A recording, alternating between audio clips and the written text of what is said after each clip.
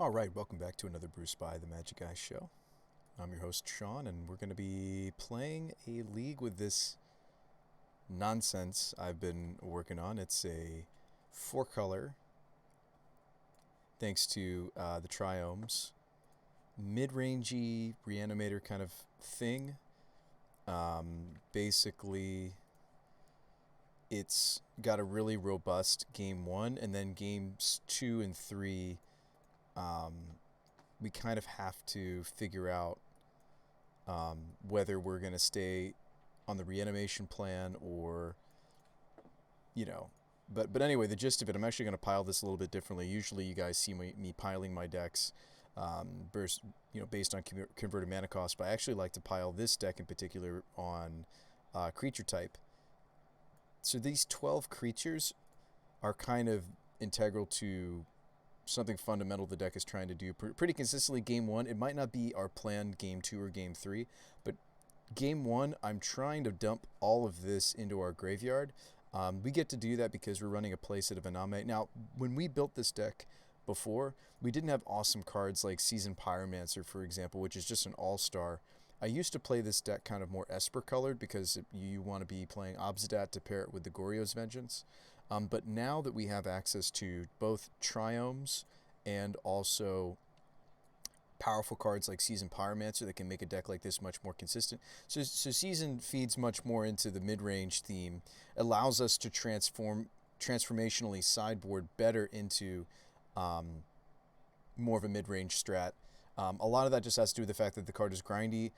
Seasoned Pyromancer still can be exiled from the graveyard, even though there might be something like a Grafdigger's Cage. It actually doesn't. It doesn't count as casting. It's just it's an ability on the card, and you're exiling it from the graveyard. Now, this opener is not great, but we're on the draw. But this hand actually doesn't do anything, right? It basically just thought seizes twice, and then we run out of gas, right? Unless I draw exactly the nuts. I'm going to mulligan this.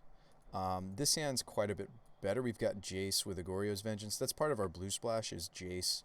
A couple of bounce spells, a counter squall, a couple of Aether Gusts. The blue splash is very light, and the white splash is minuscule, right? It's just the Obsidat.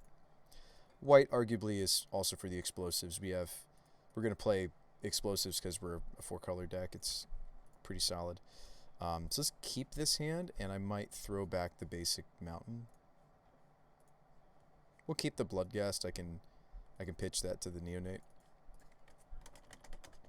So game one, we're really hoping to do the Iname thing. Alright. But anyways, welcome back to the show. Glad to be here. Glad to still be streaming for you folks. If you want to see the deck list, it should be up in Stream Decker. That's !deck. You'll get access to today's list. But yeah, so the goal is to reanimate Iname with either Goryo's Vengeance or Footsteps of the Goryo. I'm just playing a singleton for the moment. When she enters the battlefield, I get to search my library for any number of spirits, which is all of these. We dump those into the graveyard. So we do need a black source. This is going to hurt a little bit because I have a Scalding Tarn here. Whoops. I accidentally butterfingered and I meant to dump the Bloodghast or the Kuro into the graveyard there. So that's going to really cost us that I misclicked. This is the new art Scholar, which is fun. Well, new border. It's not new art, but it's a new frame. Well, or old school frame. That was a really terrible misclick that I didn't get to loot with my Neonate. Probably take Jace here. That's what I would take. Or maybe Goryo's. I feel like I just take Jace here. Like, our hand is much worse that I made that mistake. So unfortunately, that's going to be an issue. So they take the Vengeance instead. Maybe. Yeah. Okay, there's a Thoughtseize. So I feel as though the opponent didn't take Jace because they have an answer to Jace. Red because we are a Pyromancer deck. So let's see if we can salvage this. They have a Liliana, so that's why they didn't care. So we'll take that. Looks like they're like black-white taxes. I'm very thankful to see that they don't have a lot more gas in the hand. Really, really unfortunate we didn't dump Kuro, because Kuro would have been quite nice. So they top deck a Thoughtseize, they get to take my Jace. So we're really working off the top. Lightning Axe would be one of our better draws, because it lets me get the kill the Sculler, get back the Goryo's Vengeance. So we're hoping for like Pyromancers, we're hoping for Axes. Those are some of our better draws. It's really, really unfortunate that we what happened to that fatal push? Oh, yeah. Sorry, the push hit the Neonate, but that it shouldn't have. And that might have been an honest misplay from our opponent, but it was a misclick from us, right? Like, they probably shouldn't push the Neonate, because there's things like Jace. I must have either been F6 or just... I think I just clicked through it, honestly, or hotkeyed through it. But yeah, these Triomes really let us get away with such a greedy deck. Color composition here. The Triomes.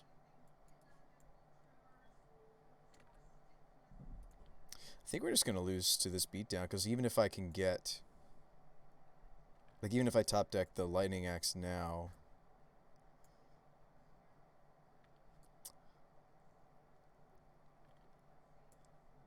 It's a fun little card. So I think the misplay... Let's draw one more card. So I would have had this Thoughtseize. We actually may have still lost despite my misplay on the Neonate, because this Thoughtseize wouldn't have done what we needed to do. They've clearly seen that we're a Reanimator deck, but our opponent's deck I may not be able to... Okay, so we can cut He and Dimir. We don't need this. So do we want to move more into mid-range, or do we want to be able to try to fight through their hate? I'd rather try to fight through their hate. Unfortunately, they might be a Rest in Peace build. I don't really know. These don't do anything. These might be great.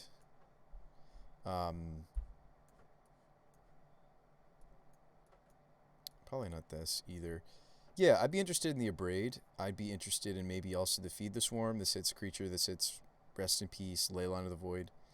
Got to make some cuts. Like I don't feel like this matchup is more mid-rangey. I think what we're trying to do is protect our combo and just punch through. So some of these more mid-rangey pieces, I'm gonna cut.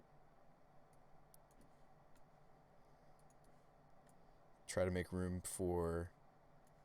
Try to play more pure, basically. I think Kuro's great in a matchup like this, where they're all on the creature plan.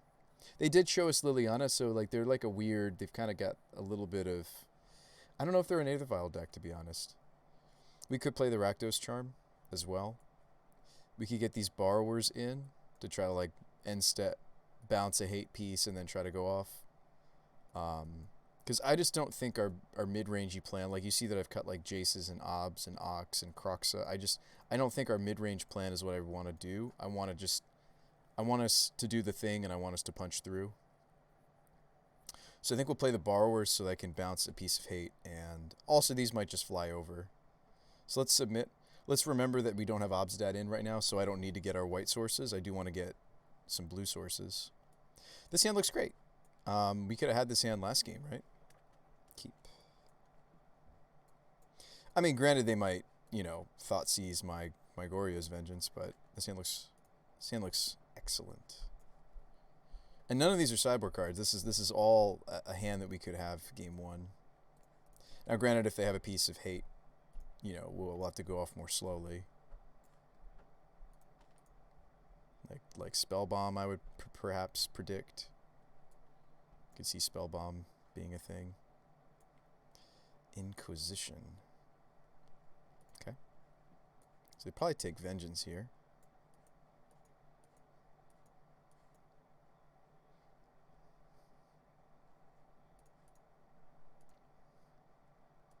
Might as well attack before we loot with this. Unless we think we're going to hit the second Goryo's Vengeance right there. could also consider looting the Ghast. I don't think that's right. I mean, maybe I'm supposed to. Maybe this is a situation where I would loot Ghast, because it's probably more likely that we see third land before I see second Goryo's Vengeance. So actually, let's do that. Let's just get this Bloodghast onto the table. Ooh, boy. Okay. I almost don't want to fetch, because we want to keep the land density high for third land. Like, this hand is all in on third land, and if they take the Pyromancer here, which it's relatively easy for them, right? Their deck is playing a lot of hand hate, we saw. There's a Rest in Peace. That's unfortunate. We have all of our, most of our outs to, other than the Counter Squall, right? We have all of our outs to Rest in Peace in right now. But we have a pretty Reanimator target heavy hand here, which is unfortunate. Yeah, I don't know, folks. Okay, so we do draw our land. Let's go Steam Vents.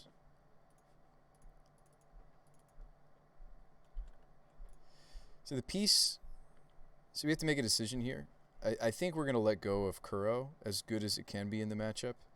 I think I just want to keep an Iname, should we get rid of the Rest in Peace, to set up the rest of our Bloodghasts.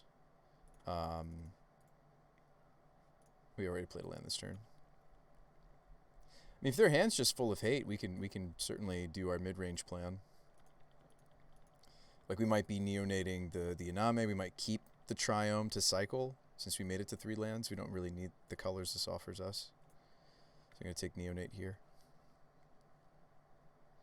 So, I mean, if their hand's just a bunch of hand hate and a bunch of graveyard hate, they need to actually, like, play some creatures.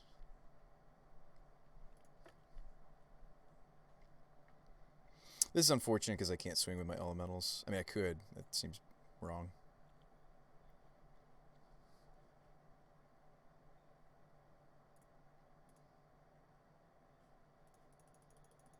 I mean, they're a hand hate deck, pretty through and through. I mean, do I actually consider just trying to... I mean, this is such a terrible... My mind was thinking, do I actually consider... No, I think what we're going to do...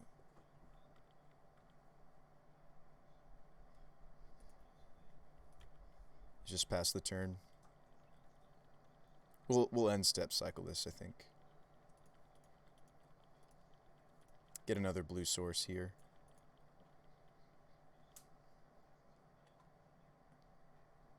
Opponent's taken quite a bit of damage off of their silent clearings. They're at 8 life right now. So we might win this second game just because they kind of had an anemic land situation. You're welcome to take this, Iname. Go for it. I thought they might have Rest in Peace in their sideboard. We might just want to go full-blown mid-range next game. Now that we've seen that they also... I was anticipating something like now Spellbomb. Now that we've seen...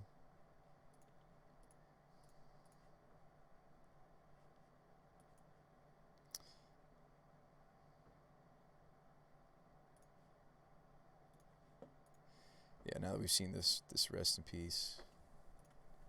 Hopefully we'll get this game just off of our deck being generous. Still a lot of my Reanimator packages in the deck right now. So, oh boy, we're just going to draw lands. That's not good. Hey, what's up, Tone? Second person I've ever seen play Iname. Oh, yeah? We're going to fall behind this Luminarch Aspirant.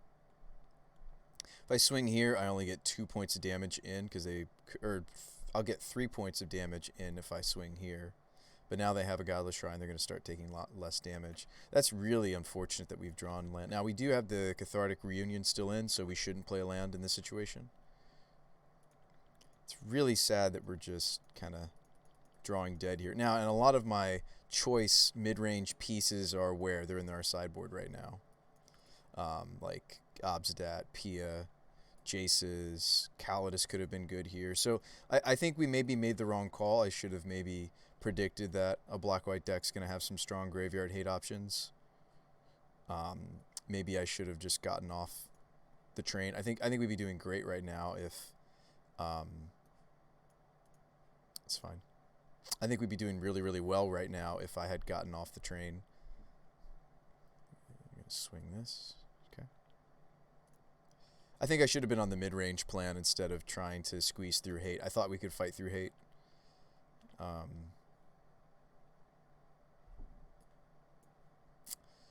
really just need like a lightning axe. Yeah, Thoughtseize, I don't even really want to cast it. We're pretty major trouble here. Like, I could swing here. It doesn't make sense.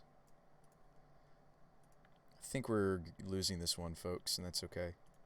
That's really too bad. We also didn't really do, like, the deck didn't really do its thing game one. So, like, usually, like, a lot of, I hate to say it, quite a few matches I just lose when we don't get game one. And so even though I think we did make the wrong decision for our sideboard plan for this second game, I hate to say it, but I think that we also, like, we're not very favored against any archetype unless like so much of our deck is geared to we want to win the first game. I mean, most decks in Modern is this case. You don't see a ton of control, although that's changing thanks to things like Force Negation. But like a deck like this, we really, really want to steal the first game. A lot of the card decisions are geared to just cheese them game one, but still have some sort of a grindy plan post board. That's not great, but we can block with him. I think I'm just supposed to draw with it. I mean, like I could block draw.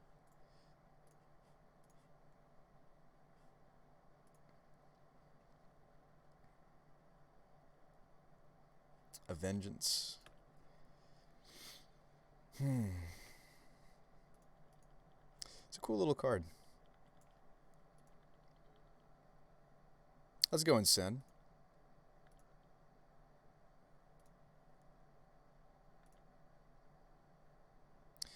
Your buddy was playing it in a vintage mono black spirits with bidding. That's spicy. Yeah, I don't really know what we could draw anymore to win this match. That's unfortunate. We fell behind. Like, they had quite a bit of permission. I mean, hand disruption. They slammed the Rest in Peace early. We never found a bounce or removal for said Rest in Peace. I think I have to start trumping.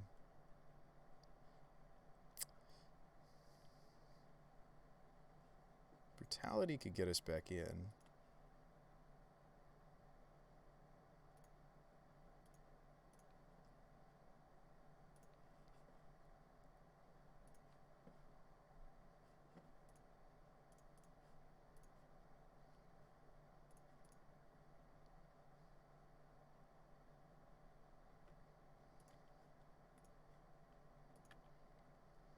So we swing the Bloodghast. Obviously, we have to hang back on the Elemental. I have to get a block. If we draw runner... Well, if they don't draw removal for this Elemental, and we draw runner, Collective Brutality, we actually get a game 3 out of this somehow. Please just, like, drop multiple Rest in Pieces here, opponent. But yeah, how's it going, Jeddah? How you doing?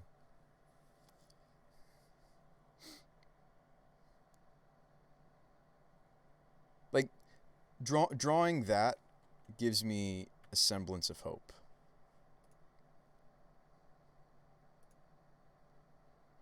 Doesn't work because of the legend rule update. I see. Opponent's like, maybe I don't swing. Respect. Maybe you don't. Second Rest in Peace. That's what I was hoping for. Yep, and they did. Gosh, they have 3 dead cards in their hand. I find that hard to believe. Maybe it's like a Liliana they can't cast. Wow, and we drew the explosives. So we pop explosives, and all of a sudden my Vengeance is back. We get the Iname into hand. I get to swing with the Elemental token. Wow, I think we just won. I'm sitting here pouting, right? I'm sitting here complaining, like, oh, like we're not getting the top decks, and then it's like we drew an explosives, and it hits everything. It hits everything ever.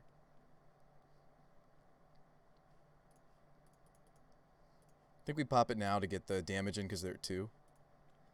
I think we might have just won. You're more of a Pokemon player, but you enjoy watching Magic.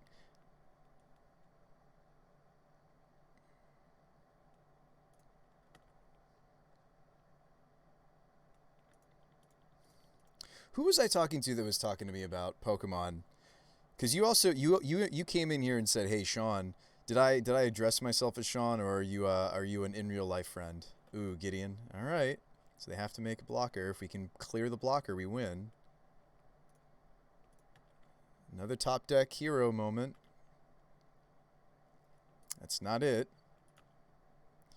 Am I just dead? No. I'm not dead. But I think we lose now. That's so disappointing to come so close. I think we should have been on the mid-range plan. I think if we were on the mid-range plan, we would have lost. I mean, we would have won this, right? Because the Inames would have been something different this game. Like, look how many reanimation targets we drew past this game, right? 2 Inames, a Kuro. Like, those 3 cards. This Iname, for example, in my hand could be a different card. Maybe we would have slimmed on some of the Goryo's Vengeances we were on. Opponent playing really cautious here. I respect that. Just give me a Brutality off the top now, deck, right? Give me a Brutality. Bloodghast almost does it. It's worth it, right? Because, yeah. It's worth because we clear out a Knight token for free. Sort of. I mean, it's sort of free. Because it's only free if... Yeah. This is kind of a freebie. It's not like the Bloodghast is doing anything else. No, I saw your name at the top of the screen. Oh, yeah, we put it on the new overlay, didn't we? Yep.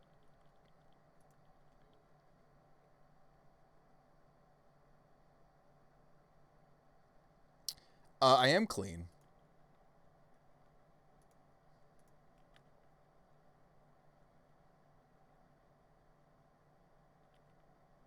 I think I don't block. Down to 3. Do we find the removal? We find the removal. Oh, ho, ho. Actually, we have multiple angles here. We have the definite win, right?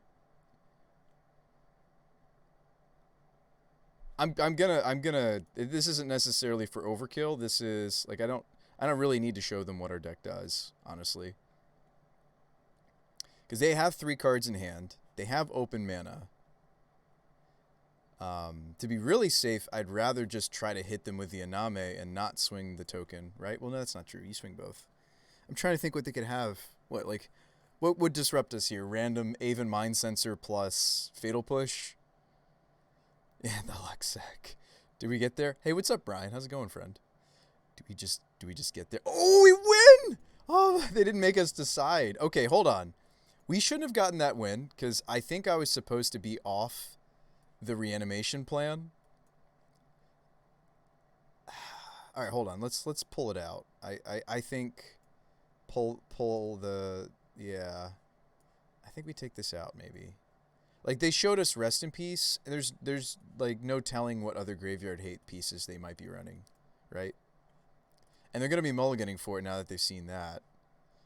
So let's see what we look like. We got 2.5 minutes. Let's look at what we look like if we just go mid-range instead.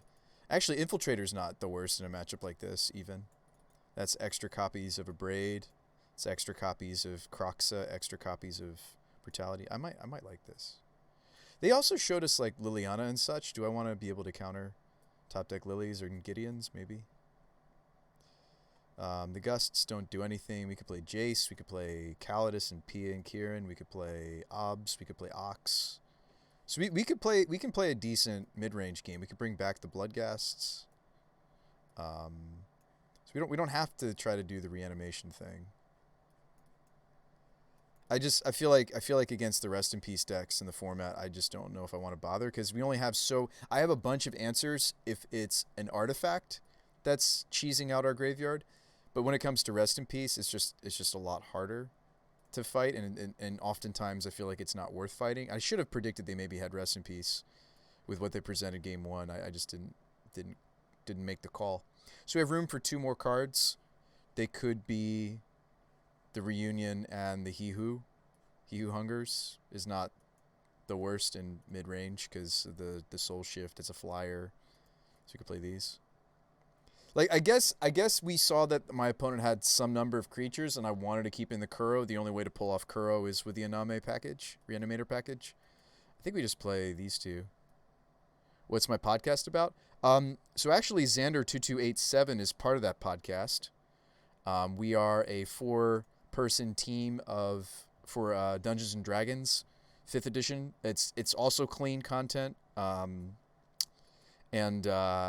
think I keep this, right? This hand seems grindy. Let's do it. Let's just be mid-range.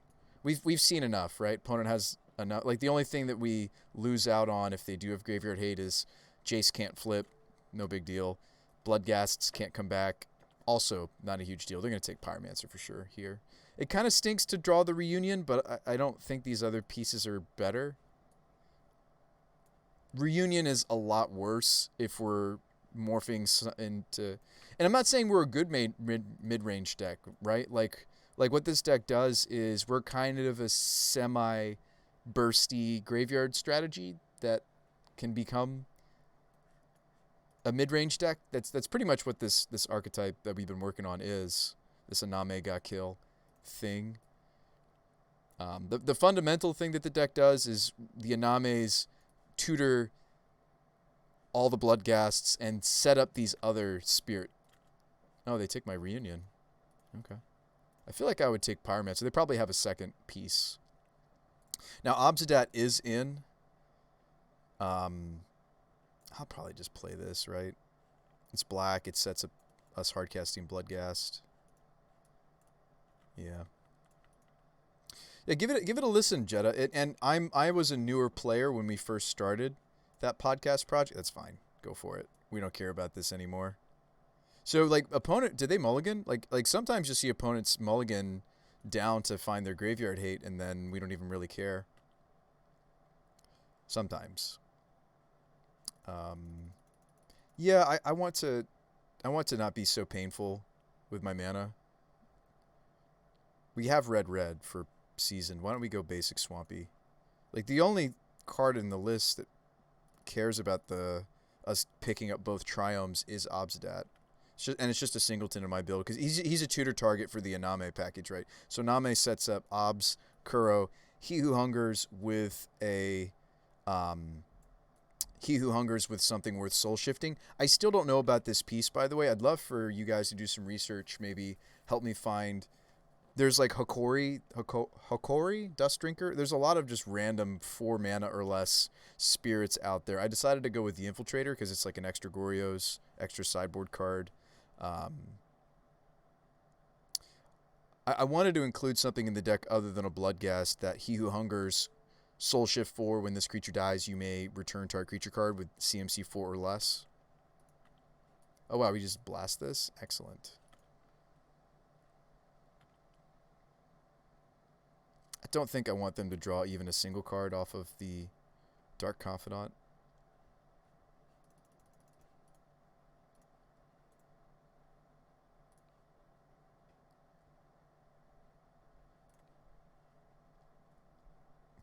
Greedy.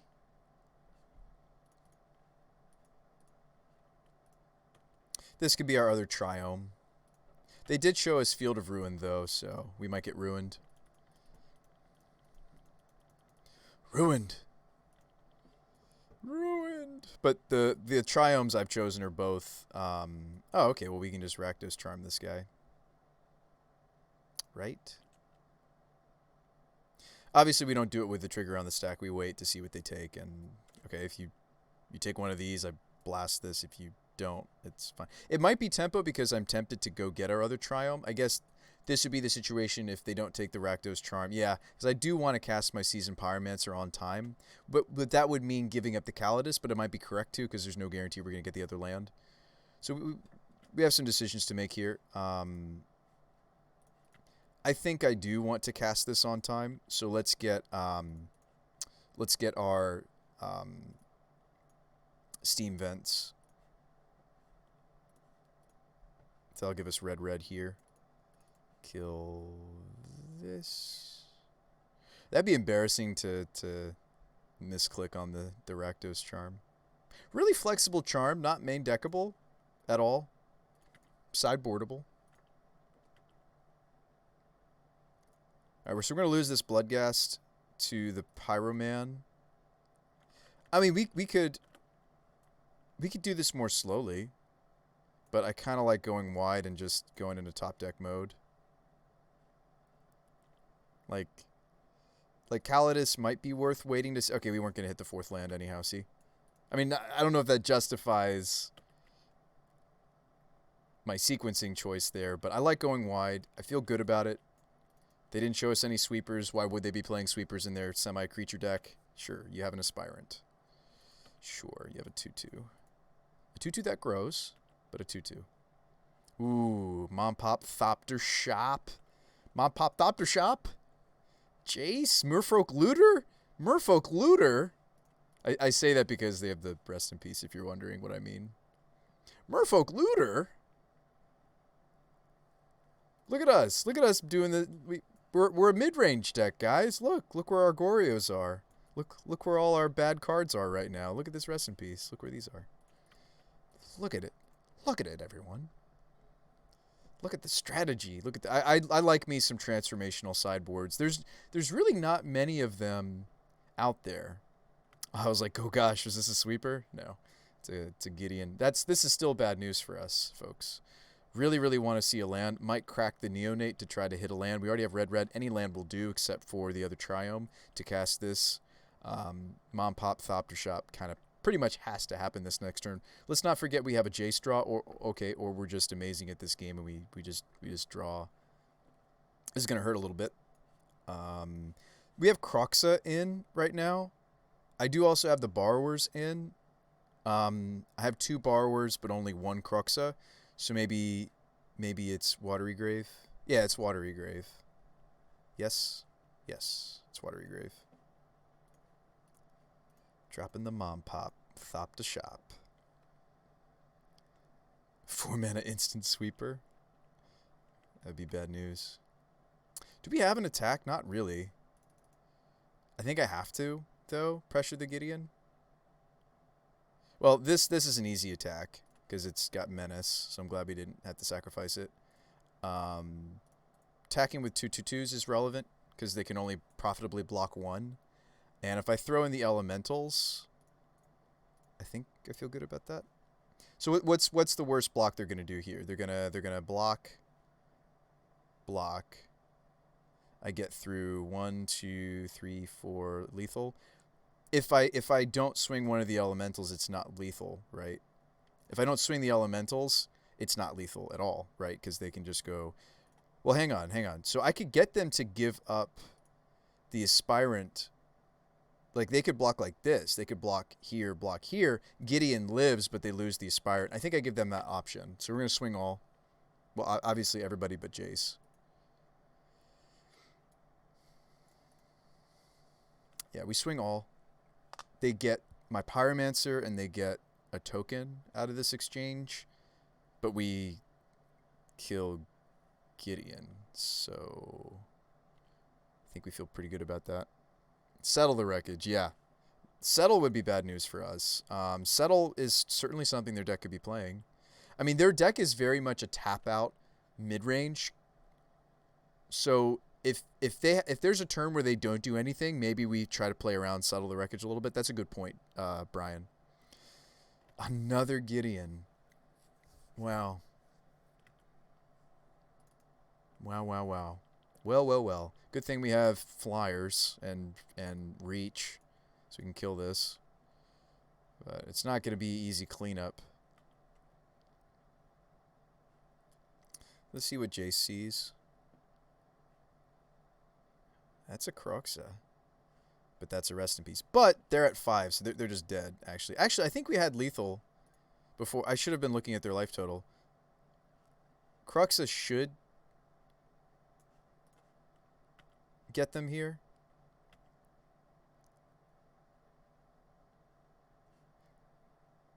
Oh, you know what? Kroxa doesn't deal damage, does he?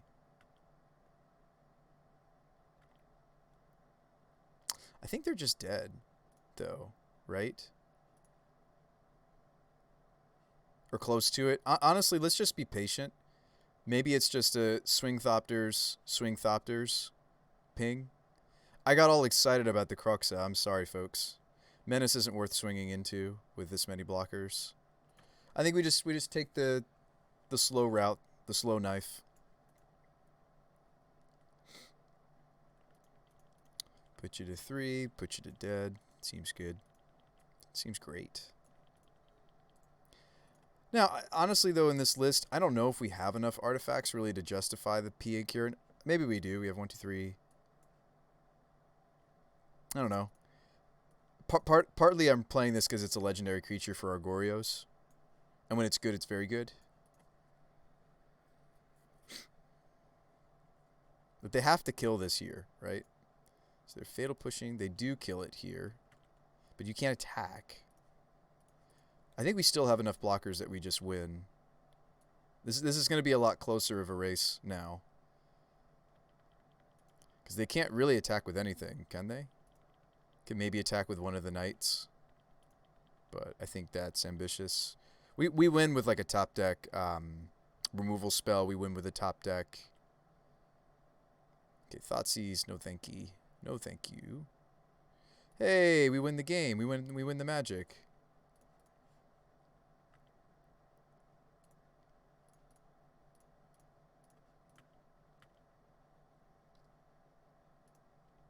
How did we end up winning this matchup? I thought, just wow.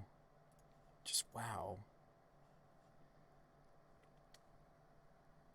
Oh, all right, Sen. How did we end up winning that? Like, we tend to not... I was sitting here giving you guys a speech about how this deck tends to not win matches if it gets off on the wrong foot and doesn't steal the first game. Look at us transformational sideboarding. Like, okay, so game 2 was just straight up luck, right? That was just fortunate. That was just really fortunate. Ah, boy. So this hand's not the greatest, is it? This island is so awkward for this hand. We're on the draw. I guess in the dark I keep, but like I think they're more... Like, this hand has 3 mid-range pieces. That's not true. Pyromancer's an enabler. This hand has 2 mid-range pieces, and they're playing Eldrazi Tron. Oh, boy. But yeah, see you, Jeddah. Okay, that's really good that we drew another color source. This Lava Axe myself. Modern. The only format where Lava Axe myself is relatively acceptable. I might take the Reshaper. I might take Reshape. I mean, excuse me, I take the Thought Knot, right? For some reason, I thought I had another hand hate spell. So I'll take Thought Knot Seer. You can have your Reshaper. Would you play that Urborg for me, friend? That would be nice of you. I would appreciate it. They're probably playing Dismember, is why they're messing around with Urborgs, right? They played the Mine. Brute. This is good if I want to try to get something in the bin. This hand could easily be Mountain Croxa.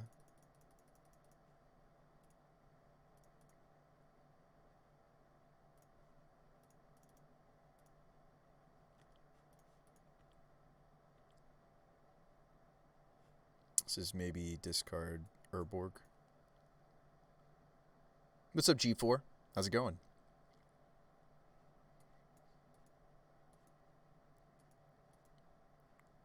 I do know that the Brutality hits the Reshaper. Maybe that's the better play, to not even take this 3 damage.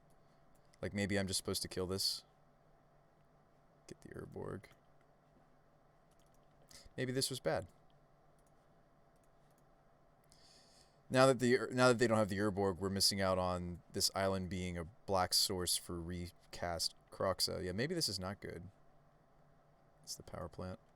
Yeah, I'm kind of regretting a little. Oh, stop. Stop. Okay. Whew. Oh, that would be really embarrassing to just go through my turn. All right, so I'm gonna play Pyromancer instead. I think the time for me to do the Collective Brutality is long past. Wow, we're not finding a target for this, are we?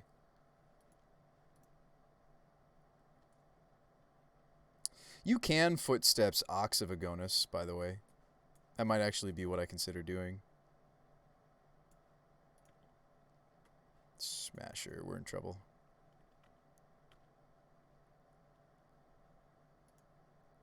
Like, I'm really wishing I hadn't let myself take that bit of extra damage. Because now I'm going to fall to 6.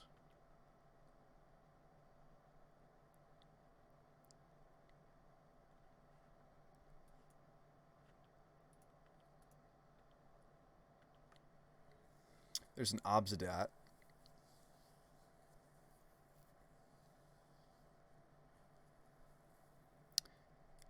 Setting up Obsidat doesn't do enough. Like, I need all of my Bloodghasts and such, right? So if I Footsteps the Ox, I get to draw to a land drop. I die. I block, go to 1. But maybe it draws us to the Iname, and I can keep the Brutality. No, you don't keep anything. You have to discard your whole hand, right? Yeah. But, like, this hand doesn't do it, though. I think we're all in, right? We're all in. Like this hand doesn't do it, so I think we're all in. All right, so this gets back a Bloodghast, which is not irrelevant, but we're very sad by what we saw off the top. This Ox isn't going to stick around. We have to block with both elementals just to stay alive. We lost this one. Now, Eldrazi-tron is something that I don't really want to try to play the mid-range fight against. I forgot about that synergy that Ox is something we can hit with the Footsteps. That's neat. I didn't think about that implication. You can also Footsteps Seasoned Pyromancer. It's like a really bad, over-expensive unearth that you don't get to keep the the Pyromancer. Oh yeah, we're just done.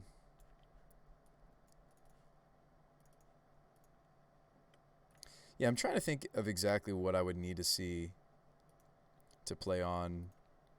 I mean, I'll block in such a way that we can get one more draw, but I don't think there's a card that I could draw here that gets us back in. I'd have to like draw Goryo's Vengeance, and I'd have to use it to block Obsidat. Block with Obsidat. Brutality. Kind of curious what their last card is. We'll take a look. What's your last card? A Blast Zone.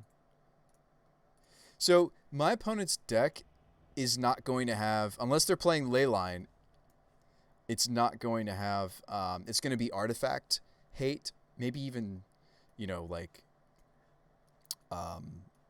what is that trap they sometimes play? But anyway, so I'm assuming that the Rakdos Charm, the Abrade, and the Borrowers, maybe even the Explosives. I'd rather just play the Borrowers, though. Thanks for that follow. Appreciate you. G4BU. So we don't want the mid-range stuff, right? We don't want He. We don't want Obsidat. Ox. Croxa. We don't want the mid-rangey stuff. Now, when we cut He Who Hungers, we also cut the Infiltrator. We want to bounce or destroy. Lightning Axe could stay. This is a really painful way to fight Thought-Knot Seer, or but I think we leave it in. We also need discard outlets. So Brutality's pretty bad in this matchup. We got to find a different way to put our reanimation targets. Same reason why this stuff is weak. Same could be said about Jace, but they don't have a ton of removal. Jace might be fine to set us up for setting up. He might be fine. But I think what we want to do against them is we want our platoon of Bloodghast, and we want to get Kuro Pitlord and like snipe some Thought-Knot Seers or something. You guys probably don't recognize this creature. This is a 9/9. We get to pay 1 life to give target creatures -1/-1. So you can spend as long as we have enough life points. You can actually, this is a board sweep, and you hit them. You also hit them with the 9/9 if it was off of Vengeance. If it's off Footsteps, it's a lot weaker. But you clear their board and you hit them for 9. So Iname sets this up, which is really, really sweet. So this is kind of how we want to finish an Eldrazi Tron opponent. Other options, I don't know. We still could play the Obsidaddy. I'd rather be doing this than Cruxa, and that gives us room for the explosives. Again, we're trying to fight over any graveyard hate they'd have, so we have about 6 cards committed to that. We're also on the play, so Thoughtseize can also grab like a spell bomb or whatever they might have. Now this hand's pretty interesting to think about. This is a turn 3 Reanimate. This is vulnerable to graveyard hate, but it's got reanimation spell. It's got discard. Opponent mulligans to 6, looking for their Tormod's Crypts or whatever, their graveyard of choice, graveyard card of choice. I guess this hand's okay. If they do have the graveyard hate, this hand's plan is get the Triome, try to hardcast Obsidian. That seems not worth. We're in trouble if they have it, I think, and we don't see one of our pieces. We have 6 answers, I think. 1, 2, 3, 4, 5, 6. Well, they didn't start off with Leyline of the Void, so that feels pretty good. We're going to shock in this Neonate. I'm in no hurry to sacrifice him because we're not ready to do the Obstat. I might even just spend next turn going Urborg, Bloodghast. Ooh, or we drew Reunion. Whew. Let's attack. Their graveyard hate, unless it's a spell in their hand, is 1 mana. So it should already be on the table. Probably. We could get got. That happens. You gonna kill this? No. We could get very got here. But we're kind of all in. It's too bad that we didn't pick up game 1. Again, for the same reason I was lamenting. There's the Vengeance. The same reasons I was lamenting last game. Well, that's a borrower. The only problem is our targets are now in the bin and they're vulnerable to certain things. So let's go land drop. I wonder if it's something like a surgical even. Could be. Could be surgical. Yes. Thoughtseize you.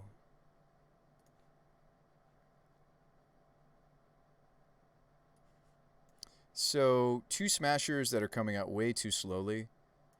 Let's take the Thought Knot. We win this one. Most likely.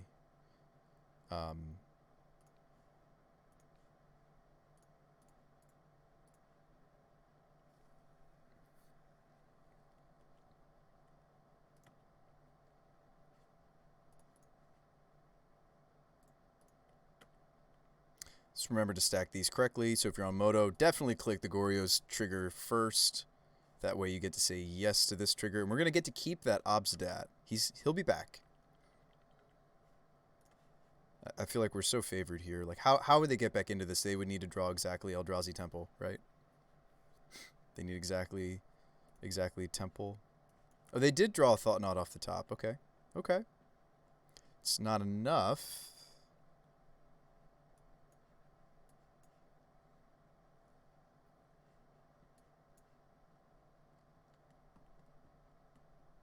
I don't know. Maybe I'm wrong.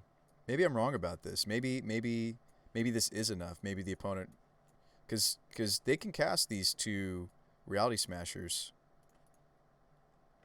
over the next 2 turns, right? Because of the Temple acceleration.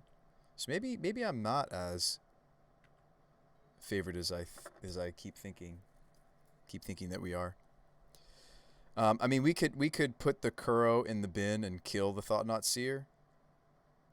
It might be correct to do that.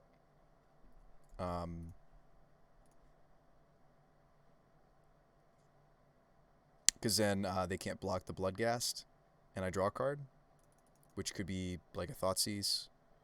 I don't know. Do we wait to do this until next turn? It's only spells, so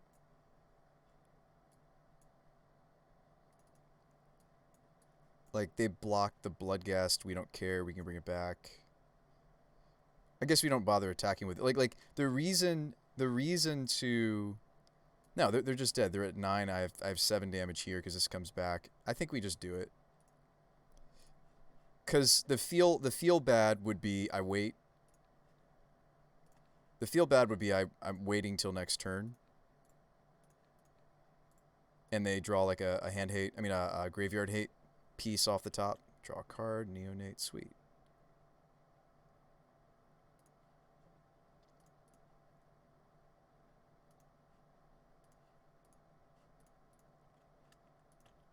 Too bad it's not a Goryo's Vengeance. You know, we don't get to swing with the Kuro.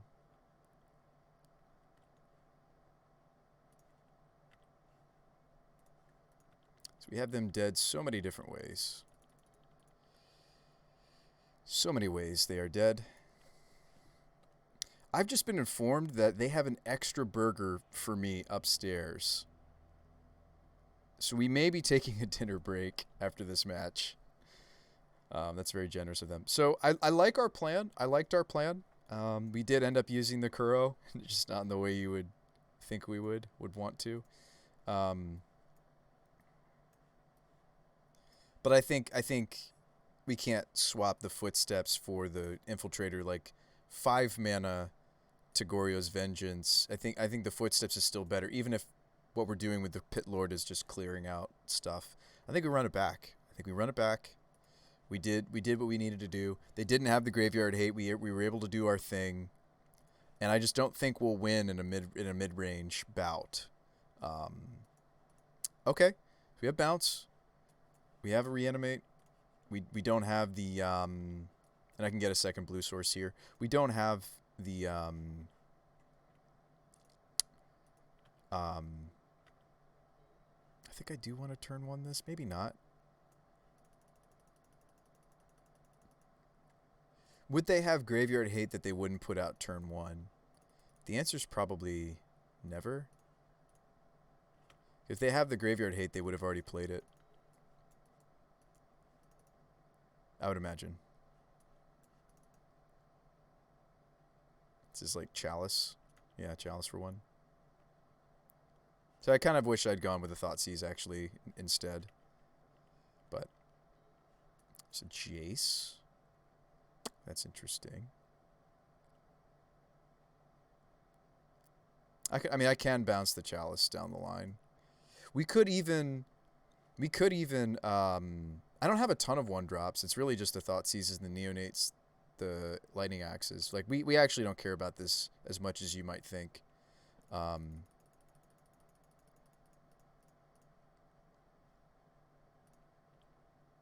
Here's what I'm going to do. I'm going to swing. I'm going to dumpster the Bloodghast, and then I'm going to draw another Neonate. Yes. So Obsidat is in, but for life total's sake, I might, because we already have red here, I think I might actually go Island for this Jace.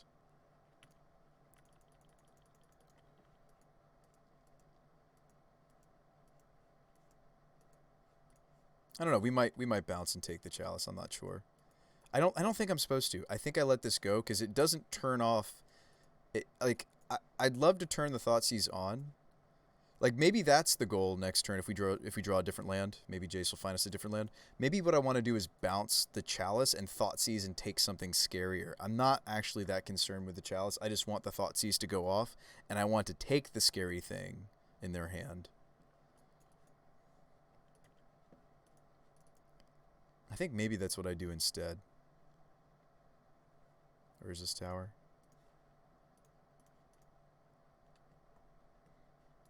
You know what's funny is Chalice on 1 might turn off some of their Graveyard Hate. I feel like they're going to run Tormod's Crypt, though.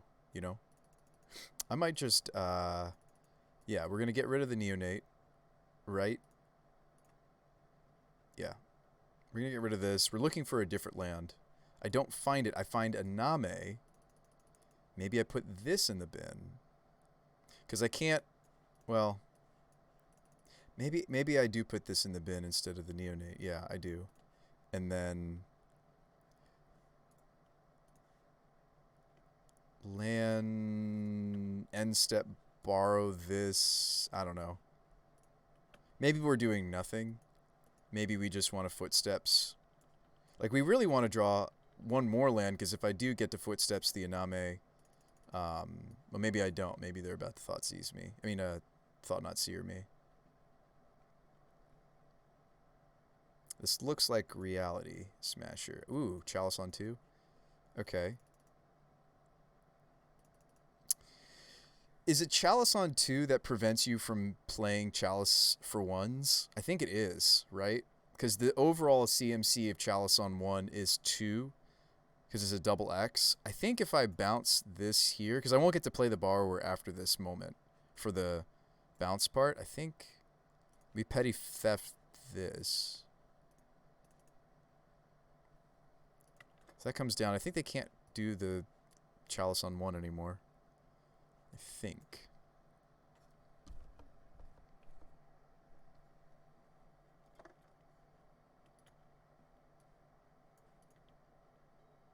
Ooh, we draw the Scalding Tarn. That's excellent. So we wait on this Jace because we're going to get to flip this Jace. This is actually really, really awesome. Watch this. No Goryo's Vengeance required. We'll Footsteps this. We'll get the trigger. I'll go get all the goodies. We get all of them, by the way. We don't want to top deck these. Even Obsdat, I don't want to top deck because I don't have the white mana necessary. So we go get all the spirits. Hit OK. Then we're going to flip Jace first, right? Drew an Explosives. That's kind of nice. Probably dump this Neonate because I'm going to Thoughtseize them here. This will bring back all of my Ghasts. Yes. Yes. Yes. Gosh, we're doing all the things, folks. This is awesome. We do want blue-blue. Oh, we already have blue-blue. It doesn't really matter what black source I get here. It doesn't. Well, I guess we should get Blood Crypt. Just needs to be a black source. What do you got? Get a Karn. So double Ballista, Karn. I kind of care about Karn. If they draw land, I care about Karn. Actually, even if they don't draw land, I care about Karn because they're gonna get they get to got all my goodies, right? If they, yeah.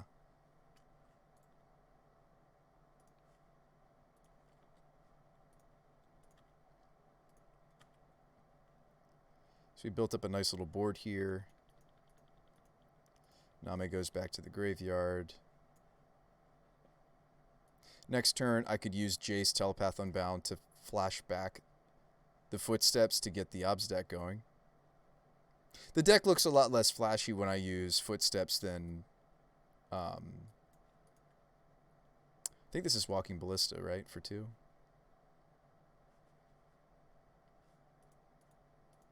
I mean, we do care about the Ballistas, somewhat. I do care. Map. Okay.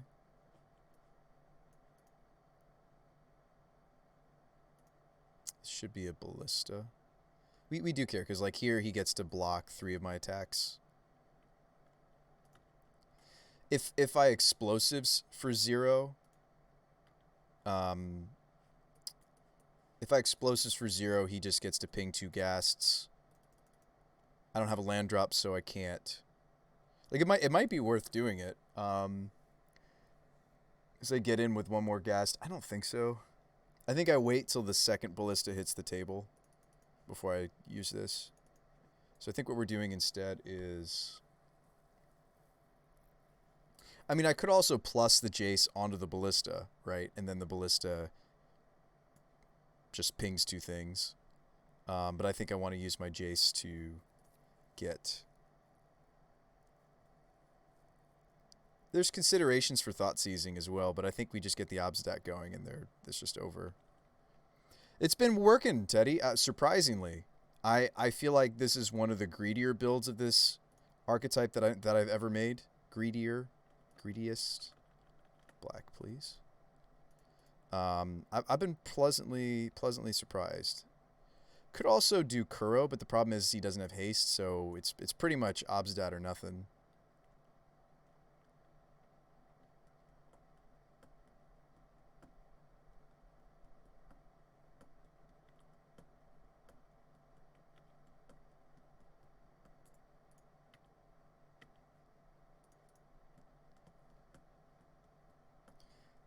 Yeah, so they're going to do the block ping ping.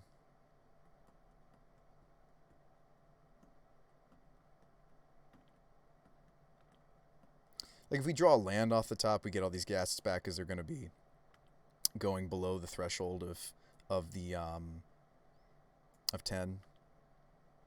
Let's not misclick these triggers. Awesome. Let's say yes, not misclick the no. I've actually done that before on Magic Online. I've accidentally clicked no. I've misstacked those triggers. I've done pretty much every mistake in the book at some point. Just you know, honest mistakes. They're going to finish their Tron. So that is a little scary. Oh, you know what? We're not putting them to below 9, were we? We put them to 11, which is very different. Oh, no, that's not true. I was already thinking about the Obsdat trigger we're getting guaranteed next turn. The exiled Obsdat guaranteed is going to put them... Ooh, that's scary. Can I beat that? I don't know. Can we beat that? I don't know if we can. I kind of need to find, like, a bounce or artifact removal, and that doesn't... Like, all of them are stopped by Chalice on 2. I guess if I kill the Wormcoil front side somehow... I can explosives the tokens away. This is really bad news, folks. Oh, you know what? Oh no, it doesn't work. I was thinking if I Jace plus on the... I'm probably going to do that. Regardless. Huh. This is where I need Shizu. Oh no, Shizu wouldn't get through a Wormcoil. I guess we... Pyroman? I mean, this is close, right? Because I'm getting back my Bloodghasts, right? Potentially. We dump here, dump here. We should keep the explosives. Okay, so we drew into Goryo's. Doesn't work because of the Chalice. If I swing my Bloodghasts, they eat one, gain life. It doesn't do what I want it to do. I could... I might want to put my Bloodghasts into play because... they're going to go above the threshold with this attack. I'm assuming they're going to attack. It's probably still advantageous for me to blink Obsdat and not try to block the... I don't want to block this Death Touch. Like, we can just chump with the... I mean, like, we have some reasonable blocks. Let's actually play this out. And say yes, yes. This is going to be a pretty convoluted board very quickly. I think it's going to involve, like, us getting the Brazen Borrower onto the table. So, yeah, we are going to exile him. It's a 4-point life swing every time we do the Obsdat. I'm just afraid a little bit of the other things that they could draw off the top. Their top decks are going to be most of the time stronger. Like, I actually would like to try to find a way to get the Chalice off the table. I technically already have one, right? So maybe... Oh, you know what? We win next turn. I'm sorry. I'm sitting here tanking... It's actually very simple. Next turn we explosives for 0. We pop the Chalice. We Goryo's the I forgot we had Kuro. Kuro clears the Wormcoil and the tokens. We swing. We kill them. So we have the win. It just didn't look obvious. One more time, folks. So what I'm doing is, unless they didn't draw anything else, hopefully they didn't draw something else. Oh no, is this Ugin? Oh, is this just a huge ballista? That could be problematic. Well, no, it's not, because we have Chalice for... We have the explosives. It's going to be close. I will have to block the Wormcoil, because we need our life points to do... Because Kuro costs life points to minus on creatures. This is going to be close, right? Yeah, so they're playing a big old ballista.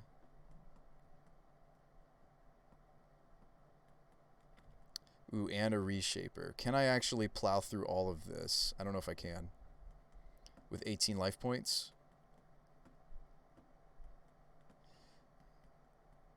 Oh no, and they're shooting down my my blockers.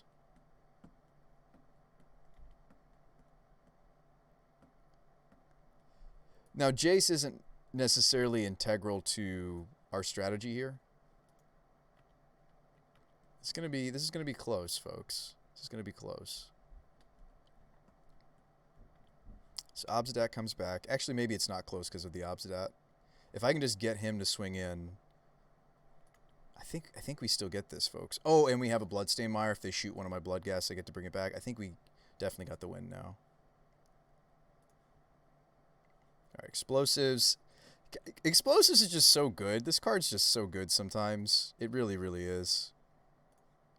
Unless their last card's like Surgical, they got us. But okay, they shoot a Blood Gas, but I don't care because I get to bring it back. We reanimate. Now I've played this build. We've messed around with Iname before and not playing the Kuro, but the Kuro just comes up so much. Really, all I need to have happen here is we just want to clear the Reshaper, and whatever might come into play off of the Reshaper. So pay 1 life. Pay 1 life. We don't even need to bother with the Worm Coil because he attacked. I thought he wasn't going to attack with this Worm Coil. Blast Zone. It's fine. And we attack for a billion. Kajillion. Oh, this Blood Gas wasn't going to have haste, actually, because they went up to 9. All right, awesome. They put him to -9. This deck is just so... I like a lot of the lines that it has access to. It really is a fun little ditty. Oh, you know what? I can play another round. I'm sorry. I was telling you guys I was going to maybe eat dinner. I just learned that the burgers aren't going to be ready till 6:10. So let's play another round. Oh, nope. They don't want to fight us. Yeah, so the deck has a lot of interesting lines. I don't think you want to play it without the Kuro. Granted, that means having a Jace. Granted, it means drawing multiple reanimation spells. But I think it just adds a lot of punch to a lot of board states where like your ghasts just wouldn't get through, and so you're left. We've played the deck without this piece, and you're just kind of left with Obstat just blinking in and out. Because like there are plenty of decks in Modern that go way bigger than 5/5, right? Tarmogoyf does, Death Shadow does, the new 2-mana Shadow, whatever it's called, the Demon Shadow does.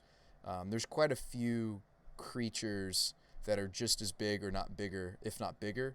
So I think it's important to be able to swing through. We're 2-0 with this jank. We are 2-0 with this 4-color pile of goodness. Goodness me. All right, so this is a pretty easy keep, right? We've got something worth reanimating. We've got discard outlets. We've got 2 lands.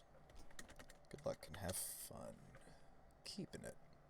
I mean, granted, all it takes is like a Fatal Push and a Inquisition to like this hand is really bad. So, probably get a Tri-land here. I'm thinking blue Tri-land because we have Jace.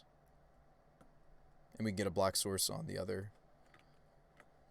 You'll notice that I've made the mana base a red base. That a lot of that has to do with Seasoned and Ox. And most of my 1-drops are not actually black, they're red. A lot of our 1-drops are red.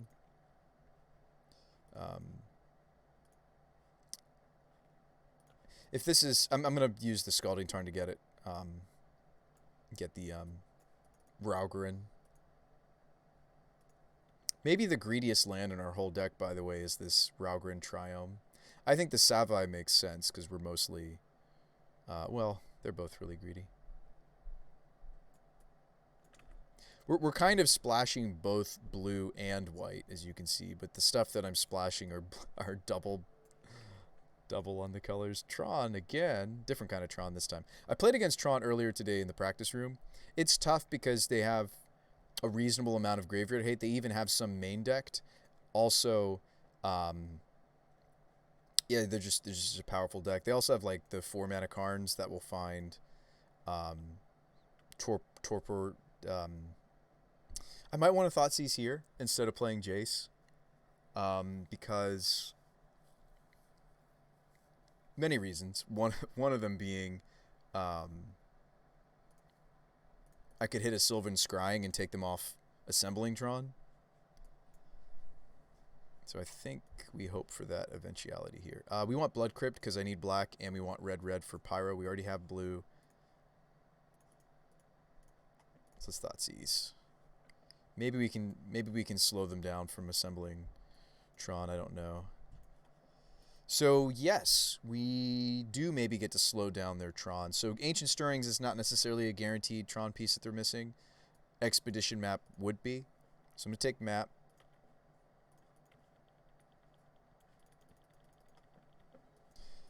No guarantee that we find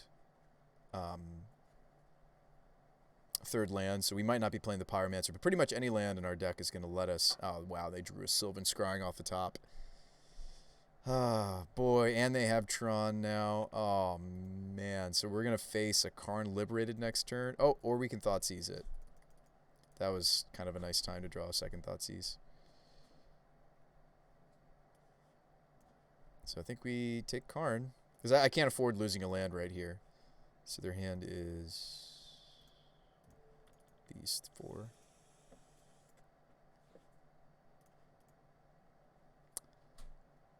Oh, did they just top deck another one? Oof, oof. That's still bad news for us. Like, to kill a Worm Coil all the way with Kuro is really difficult. Oh, well, this is nice. So I can play Neonate, put the Kuro in the bin. Like, playing Neonate in this situation is better than playing Jace Fringe Prodigy. Because I get a free block. Block, dump, reanimate this, kill the Worm Coil. And maybe they're kind enough to play the Thragtusk too. I can snipe the Thragtusk potentially. If we can kill both of these threats, or most, I mean, I might leave the lifelink token, but kill the Death Touch token. Oh, we're not on the blocks. Block, crack. Like, this Kuro might clean house. I mean, it might give. We're behind. We're losing this game, but it might catch us back up. So we need either Goryo's. It's not what I need. We either need Goryo's Vengeance or I need a land. Stat. Oh no. They're getting Karn. They're not playing the Swag Tusk. No. We needed them to play this. Oh, they just runner. Excellent draws, right? Karn Liberated into Worm Coil. Into Karn the Great Creator. I think we're just done here, folks. I think it's done. I think it's over. I think it's over.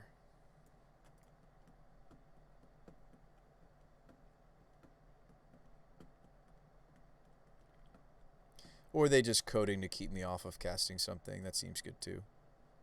Hit another Liberated. Tron, folks. You've seen it. Card deck is still quite good.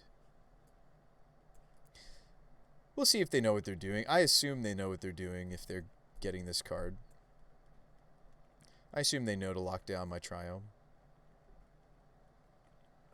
They don't. They locked this one. Alright. I think that's pretty safe to scoop it up. So Tron's interesting. We can't really do the mid-range strategy against them. It's just not really an option for us. Aethergust also isn't really what we want to be doing because it's not the green cards that I'm really that afraid of out of them. So bring in these 7. And we just kind of hope to bullhead through. I cut some of the more mid-range pieces. He Who Hungers actually crazy enough. But maybe cut the Infiltrator. We might actually want to tear their hand apart. I don't know. I think we cut the Jaces. Although they don't tend to interact with Jace. The Axes are a nope. The Brutalities are also weak. They're just here for... I think Crocs is also too slow. Maybe we do keep the Infiltrator. If we're keeping He Who Hungers, I like to keep the Infiltrator. We could cut the Ox. Ox is also technically a more grindy card. Maybe play Jace over Ox. Yeah, we just hope to destroy whatever their graveyard hate is, if they have any. I think we have to keep Pit Lord, because they do have some creatures we care about that we need to remove in order to win, such as Worm Coil. We're just not beating that card without something like this to clean out all, 6, 9 toughness worth or more. I mean, technically, to kill a Worm Coil all the way with Kuro Pitlord, it costs us 12 life points. It's always bloody Tron. Yeah. Yeah, you tell me about it, Teddy. Um, I think I would play the counter squall against Tron. Like sometimes you can snag an important non-creature play from them. I think we'll play one Jace. Because, like, yes, it's a discard outlet, but it's... Alright, we maybe keep this. This is a discard. This is a bounce, an out, a reanimation. I think we keep this.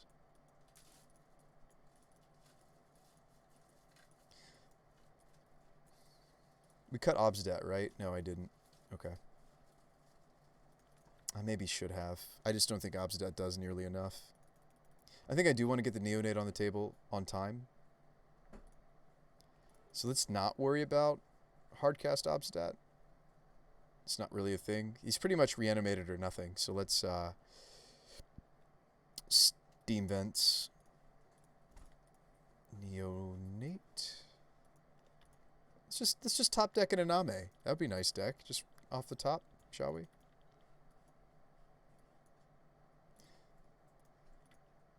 Faithless Looting died for the sins of, you know, these other decks that... Oh, wow, Double Goryo. That's not the one wonderfulest. We could slow them down on this map. That seems worthless, but I might do it because I have Double Borrower. Might do it. Because, like, we're kind of hoping to just... My opponent says, what is my deck? What is deck? Just trolling them. I'm sorry, they're playing Tron, so I try to troll. That's the I don't speak English, right? Maybe. I said, what is deck? Oh, boy. Oh, I was just messing with you. It's a brew. 2-0 so far. He says, I've never seen Kuro in my life. Oh, boy. Let's get petty. Petty theft.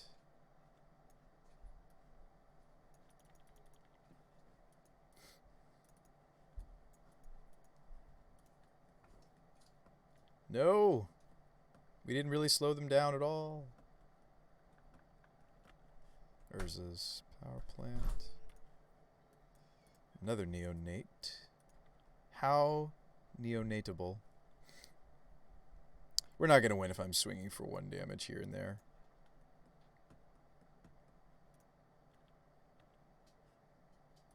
Sometimes.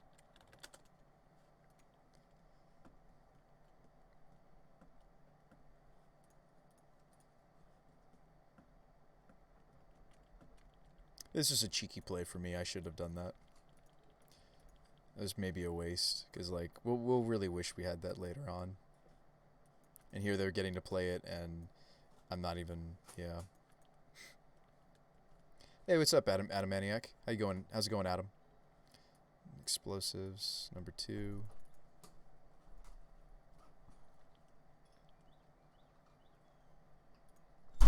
Oops, I meant to attack with both. That was bad. I meant to attack all. Whoops. That was my mistake. They should be at 16 right now. A Pyromancer that I can't cast, but maybe I could if I ditch another something. Sweet. I do need a second red source. And we do want another blue source. I can't actually get what we need in this situation, can I?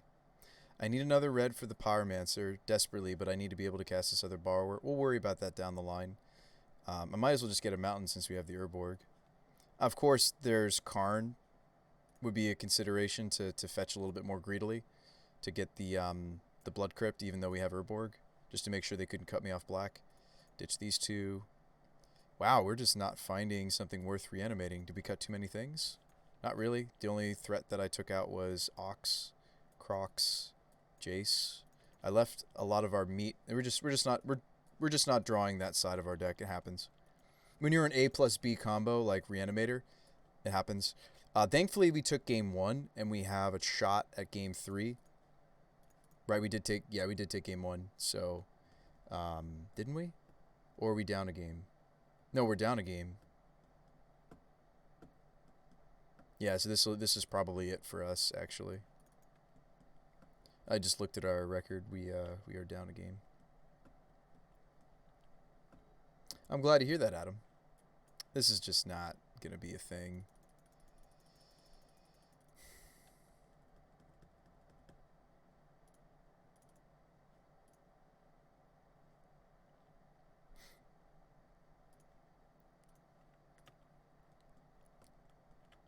Like, us drawing answers and the mid-range side of our deck is not good enough against Tron. We need to draw a nice mix of reanimation targets. And I guess I could block with Jace and then Vengeance him. But he's going to naturally flip next turn, so why not just... Maybe I don't do any blocks. I think I just take it.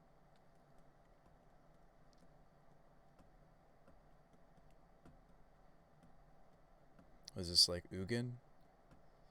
Ulamog? Now I wish I'd blocked with the Jace. I don't see how we win here. Like, even us having a Iname go get all the blood ghasts, bring them in, start attacking, it's just not enough. So that's a shame. Do we have time for another quick? Yeah, we have time to maybe start the next game. We're 2-1. Tron does take us down, but in fairness, not to make Tron feel any special, I think we would have lost to most opponents with how our A plus B combo just didn't come together. And that's really that's a big part of why there isn't really a Reanimator deck. There's Dredge, right? That's the premier graveyard deck of the format. And the reason is because Modern doesn't have something like an Entomb.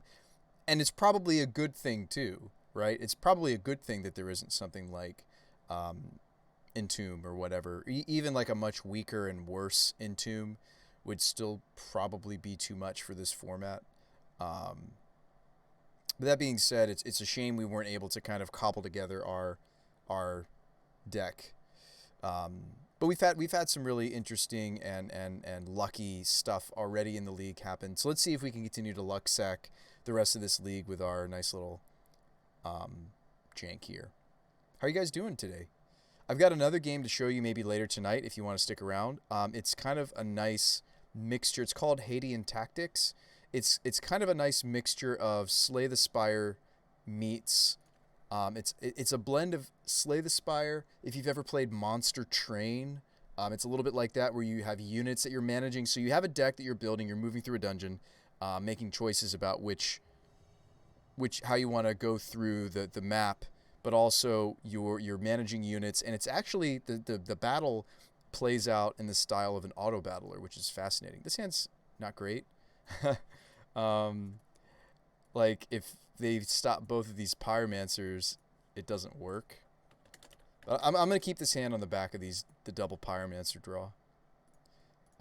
This card alone is why I wanted to rebuild and update the whole Iname Bloodghast thing. The other pieces are just because, honestly, this alone isn't strong enough, right? Like, imagine if all that Dredge did was got a handful of Pyromancers, right? Ooh. Oh, we don't have the brutality. Oh. Oh, no. Oh, it would be so good here, maybe. Well, that's not true. They have things like Gutshot. It might live through that.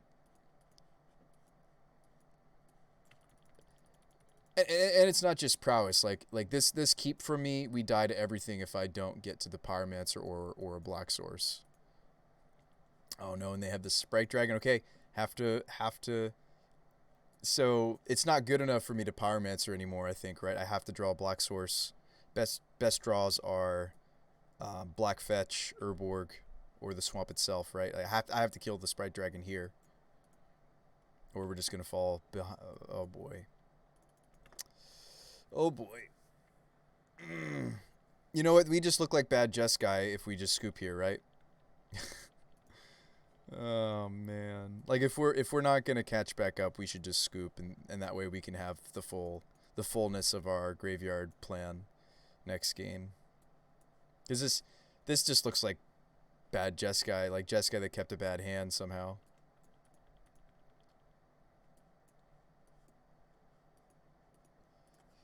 I think it's pretty obvious we're not going to catch back up, right? They got 3 prowess creatures, 2 of which fly. Old school lava darts. I think we're just dead and we hope to win games 2 and 3. What if we have all that much I get to bring in? I get to bring in Aether Gusts. I get to bring in explosives. There's things that are quite good. Calidus is pretty good in this matchup. I feel like 5 cards we're bringing in.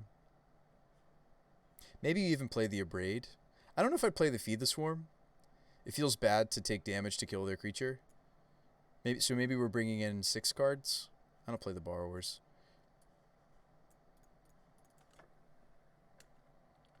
This is just so sad. Like, our hand looked like it was going to do a lot of things, and then we just never drew the 3rd land or black source. So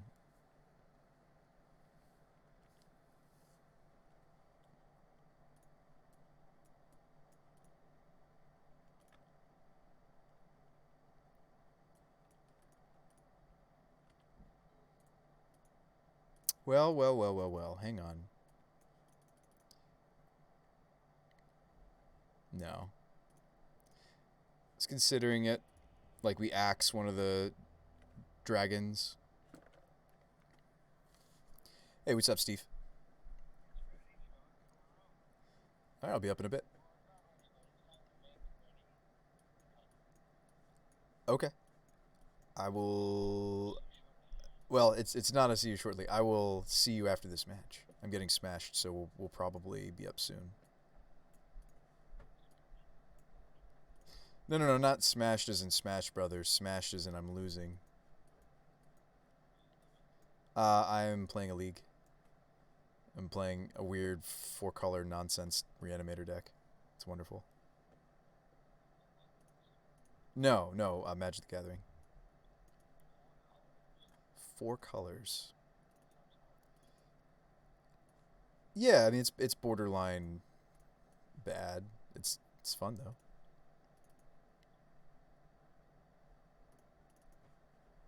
All right, well, yeah.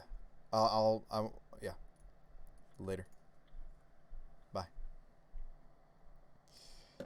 Making burgers upstairs. Don't want to miss out on the burgers. Sorry about that, folks. So let's cut the Obsidat too, right? Would we rather have Obsidat or Jace? I don't know. Jace is like... I think we cut Ox, He, Infiltrator, Croxa. Maybe I cut both Jaces. Because Obsidat's not terrible. Like, I could see there being a situation where I'm going to reanimate Obsidat instead of Kuro, but I feel like a lot of the time you're going to reanimate Kuro. It just depends on... Because there really are creature-centric strat. They need to have some number of prowess creatures on the table. But let's run it like this. Let's not bother with Jace. A lot of times Jace just gets toasted before he gets to do what we want him to do anyway. So this hand does have Kuro. I wish it had Iname instead, because this doesn't quite do it. But this answers 3 or more prowess threats. I might actually keep this.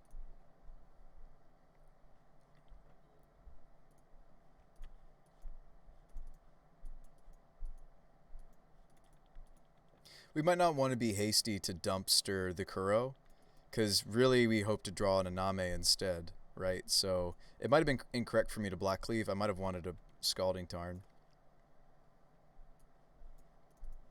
And go get Raugrin.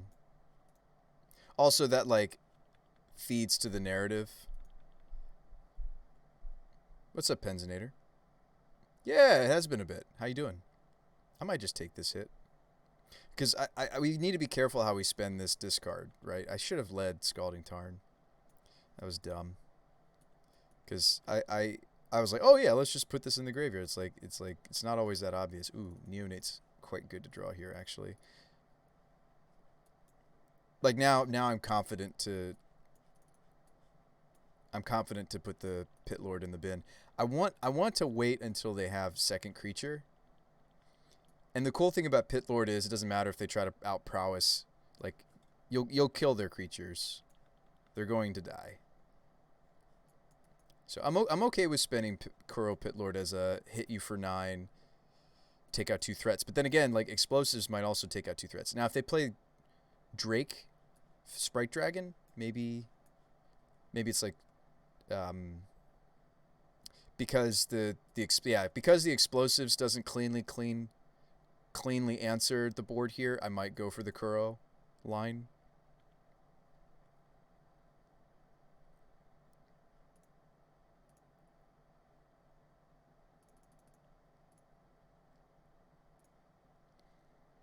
I'll thin before we do the things. I think our sideboard was fine. I think we sideboarded okay. But yeah, since we've got a differentiation in converted mana cost here, I think an early Kuro might be fine. It puts us pretty far ahead. Damage-wise, right, we're going to put them down to 7. Still wish this was Iname, though. This would be so juicy if this was the Iname here. Mutagenic.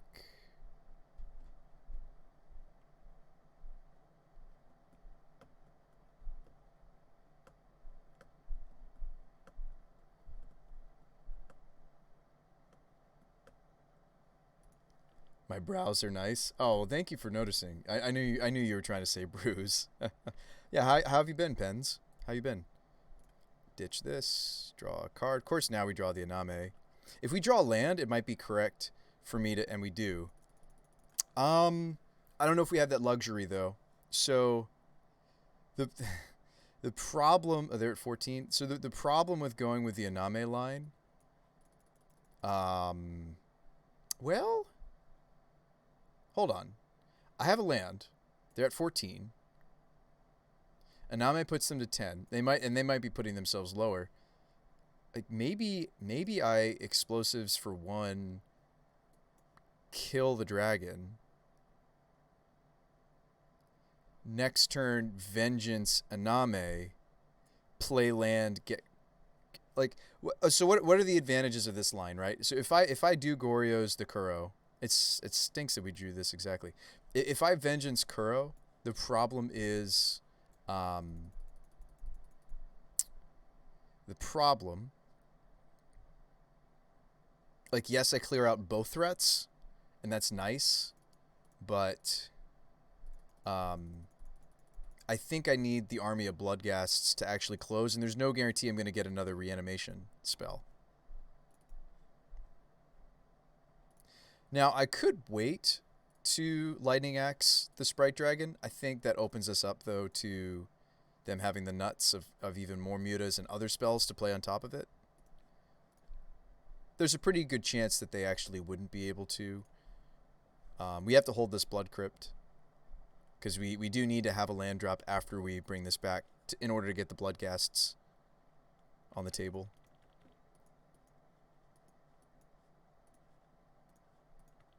Another Swift Spear. They play it into my explosives. They must have a really bursty hand if they're doing that. And we could take a turn off to explosives these away if we're scared, if we're thinking that they might have like a nutty hand. Like, because I go to 7 here. Oh wow, and I drew the second Goryo's. Yeah, it might be correct for me to take a turn off and just get rid of these, because I don't kill them here. I think we just kick it back.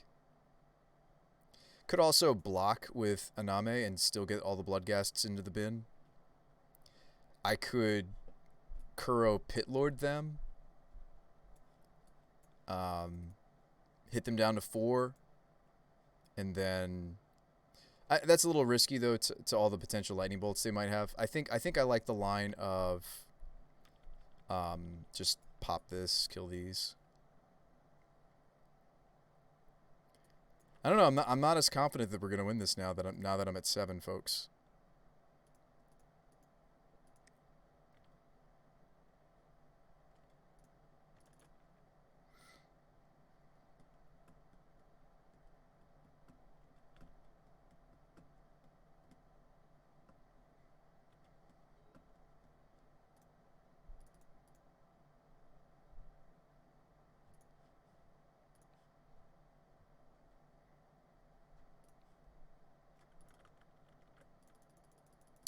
It doesn't change the clock whether I do this here or I wait till their turn. It doesn't actually change how much damage I mean, is what I'm trying to say.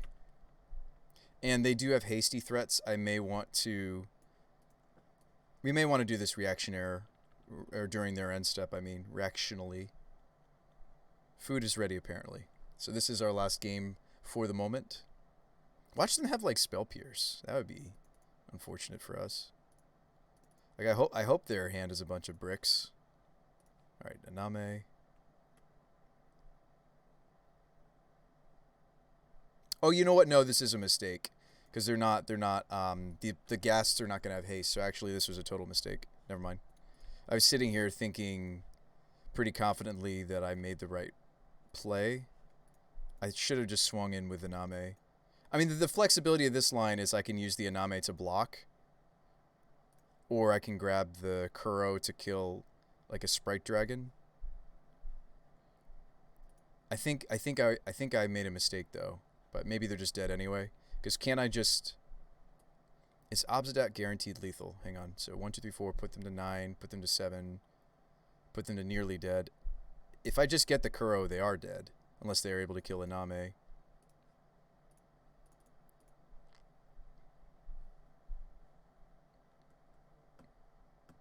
Is there a crazy combo with Iname? Bloodghast is a spirit.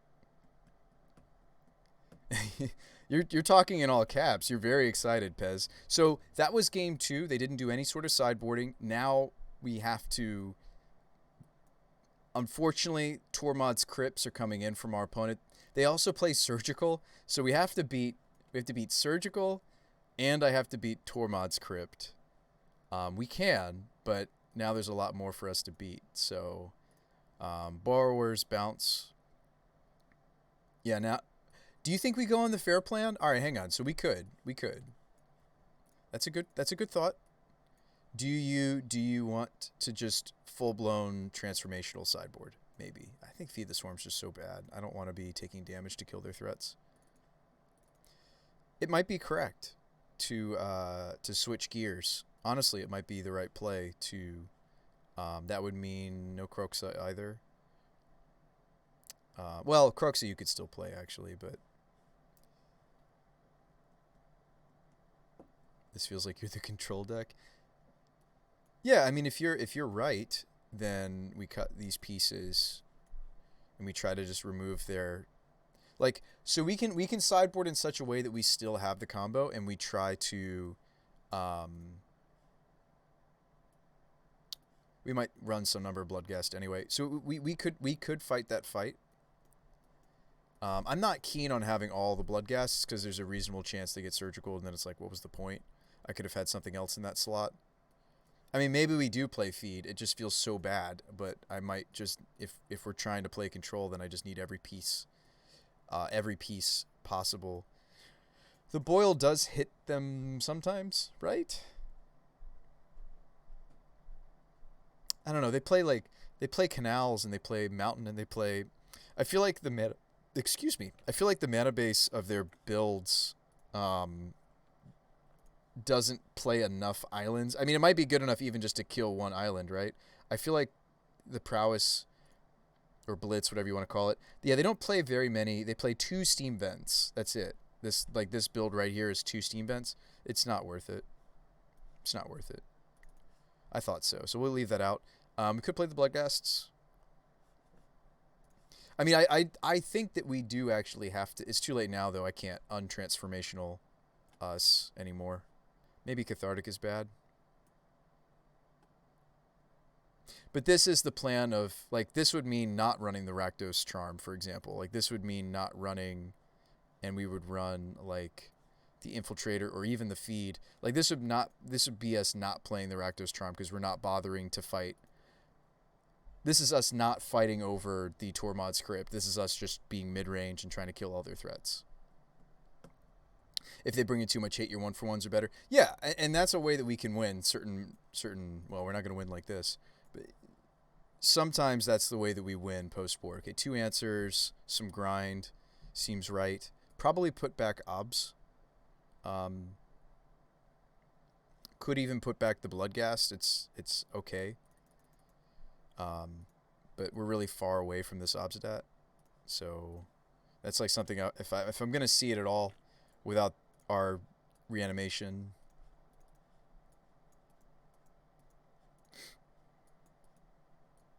I hope we just get to toast something here. Let's not be too hasty. Like Axe might need to hit dragons. Explosives, we want to clean up the Swift Spears and such, Soul Scars. So let's not be too hasty to get this out onto the table so they see it. I mean, if they go all in on this Soul Scar and they pump this up a ton, like I'll certainly Lightning Axe it in response. But if they go all in on this, try to prowess it for upwards of... If they play Dragon here, we definitely Axe it. I think they're Manamorphosing and trying to get out the other creature. Now, Axe does hit the other creature, which is nice. Bolt sometimes doesn't kill that other threat because it's a 5/3? It's something nuts. I remember hearing somebody say that this might be the best creature in Modern, and it only goes in one deck, right? Like it's the major reason why they're blue. It's the Stormwings. I have heard some people say that Stormwing Entity is like certainly the best creature in this deck, right? Sprite Dragon's pretty good too, though. So this is a 3/4 now. And I can't safely Lightning Axe this anymore. So they did go all in on the Soul Scar Mage. They do have this Lava Dart, but they would be going down a land. I mean, do we think that we're going to get it here? I might actually just go for it. I think I'm going to get them.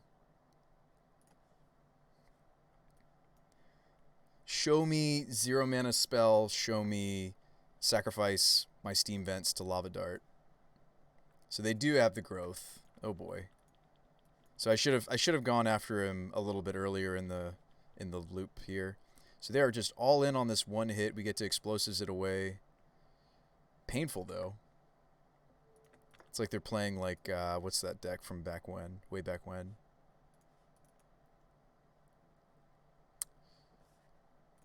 That might have not been when I should Axe actually. I guess I could have. Oh wow, they're gonna dart too.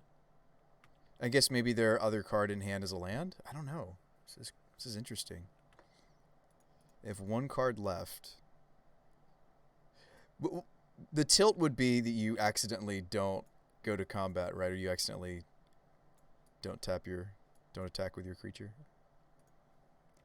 That was fascinating. Painful, but fascinating. They have one card left.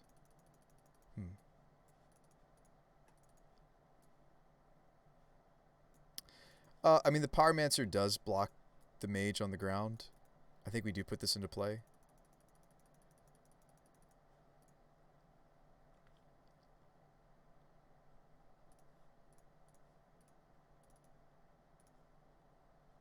So we just want to be efficient with our mana. I feel really dumb if they go land Sprite Dragon.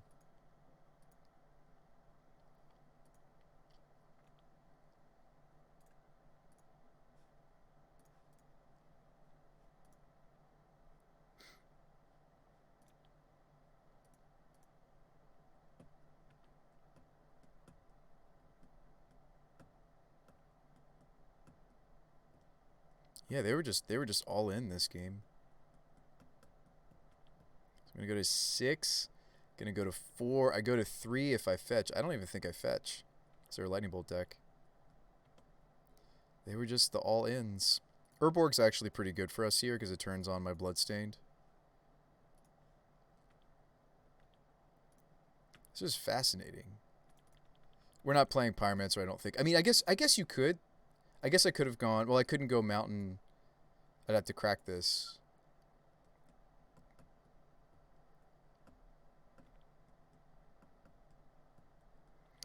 What a game. I mean, we almost need, like, Brutalities now, back-to-back or something.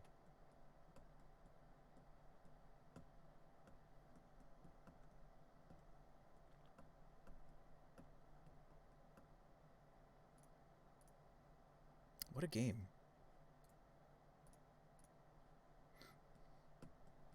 They're at 10, though. We might get this. I wonder if the lightning axe kind of made them feel like they had to go all in, you know? That also comes to mind. I'm discarding both of my blue sources here. I mean, this is also a blue source in a pinch, but I guess this would only be a blue source if they were if we had the counter squall, which is in right now. I don't know. Can't afford to play the neonate. Swing for 2. And we didn't make any tokens either, which is sad.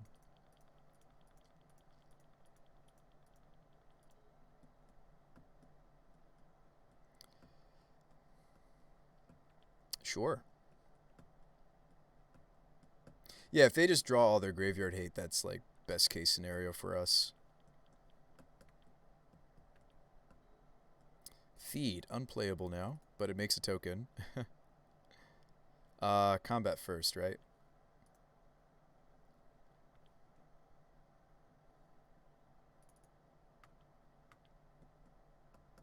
We win next swing, right? I mean, if they have runner, lightning bolt, so be it. But there's only so much I can do.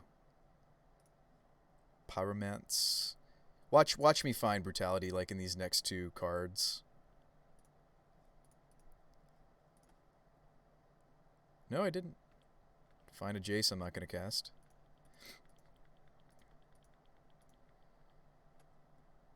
They've got to cobble together some combination of burn spells or flyers.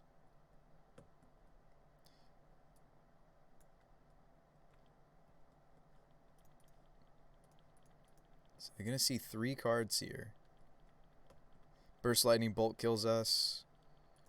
Bolt Lava Dart kills us.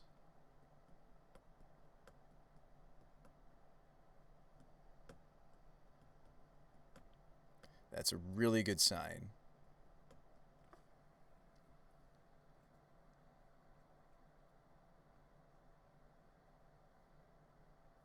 Exactly.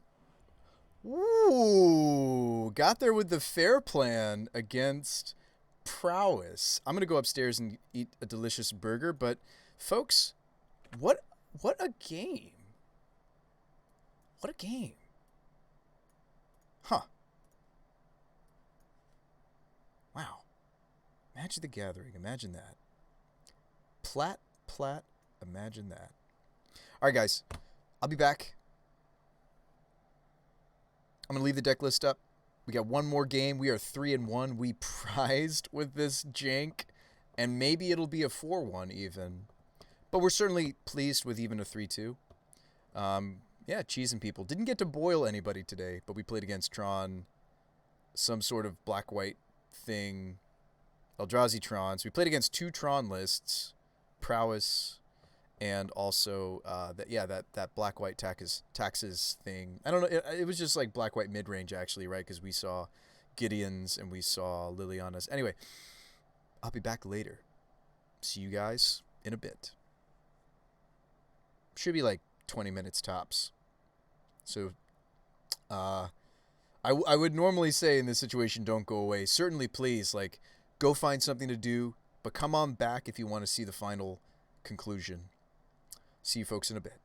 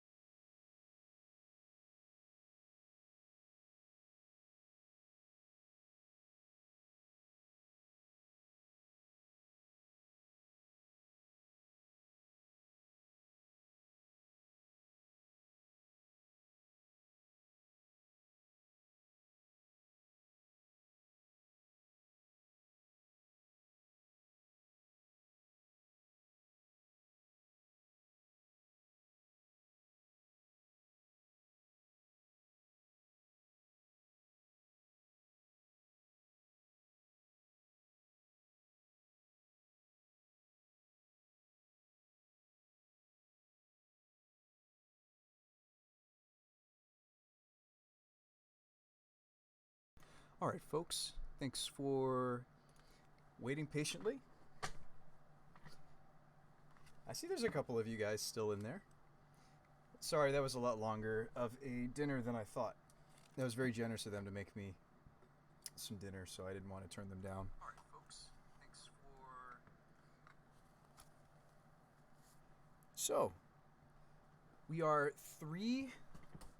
Whoop, as I break my headphones.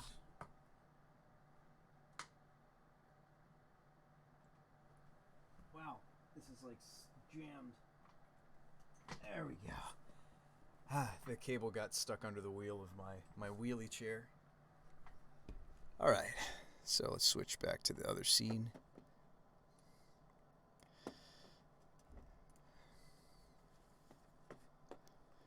Oh, my camera's gone. So we've got one last round. Let's see how it goes. So we are 3-1, our only loss to traditional Greentron.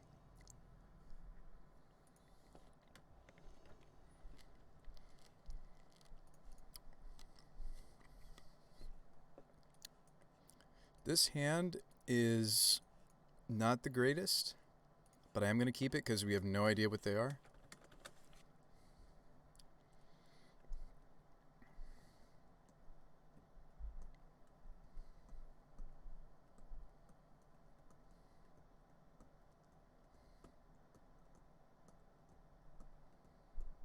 But yeah, thanks for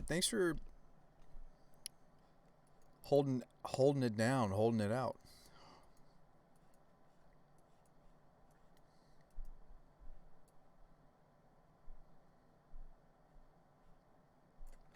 Pyromancer's is such a ridiculous card. This card's very good.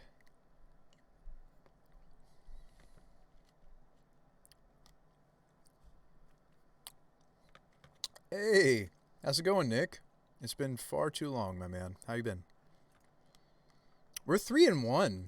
It's crazy. We beat Prowess last round. I did not expect to beat them.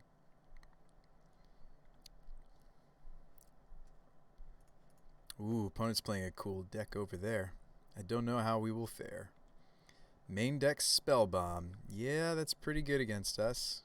Wouldn't you say, chat? Wouldn't you say? Pretty problematic for us.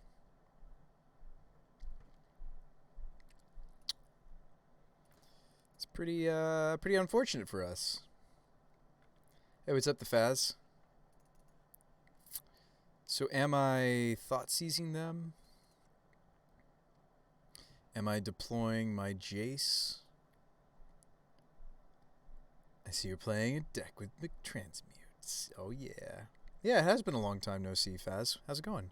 I don't even know what our plan is to beat main deck Graveyard Hate like this. This is awful for us.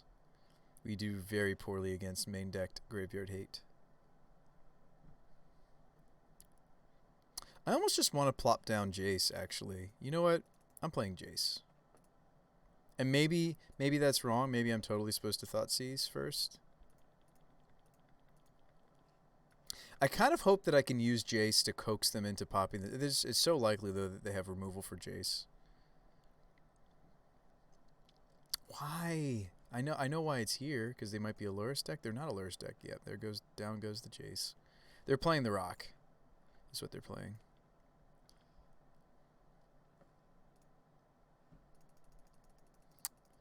I might just want to Seasoned and let the Bloodghast go. I don't have to dump the Bloodghast though. Like, I could dump Dimir Thoughtseize. Like, it stinks that we have to be on the fair plan game one when I don't have like some of these other like nice pieces for us to have if we're on the fair plan. Oh boy. Confident.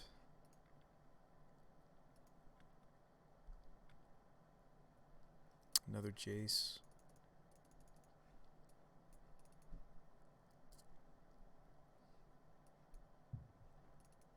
So here's what we could do. I can get around the Spell Bomb with the help of this Scalding Tarn.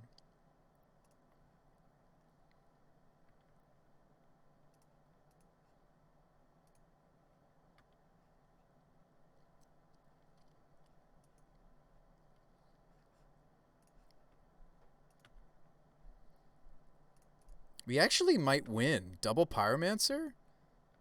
Unless they, like, Damnation me. We might just be going wide enough that we just win. Sure. And there goes the Spell Bomb. Look at us just going, like, 1, 2, 3, 4, 5, 6, 7, 8, 9 power wide.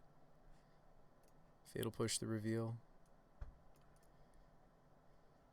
I actually didn't draw any reanimation spells. So in a really, really interesting and funny way,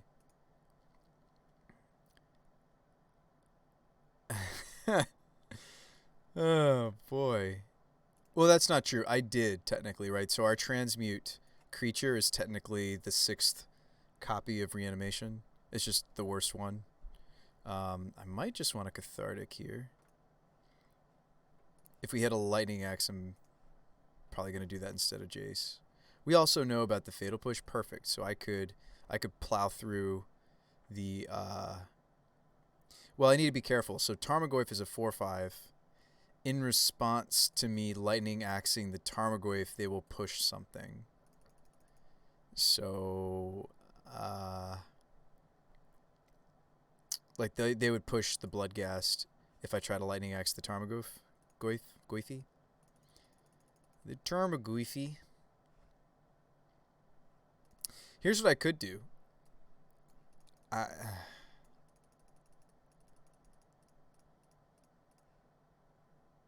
trying to think what I can do. There we go. That's what I do. I think I figured out the line. So by playing the fetch, if they do go to block the Bloodghast, which I don't think they will. Attack, kill, Goyf post combat. Yeah, so I think we were definitely smashing in. So they're blocking like so. So we're yeah, we will get to kill the Goyf post combat if he blocks Pyromancer. They don't push, they just take it all. I don't really want to get the Jace killed by this fatal push. I don't really see much point to that. You know? So it's already marked for 2 damage. This is lethal. Unless they somehow get something else in the graveyard. Yeah, I don't really see much point to deploying Jace to just die. And we've got 2 Pyromancers to follow this up. Like, wow, like our draw of double Pyromancer I think might have beaten this rock opponent.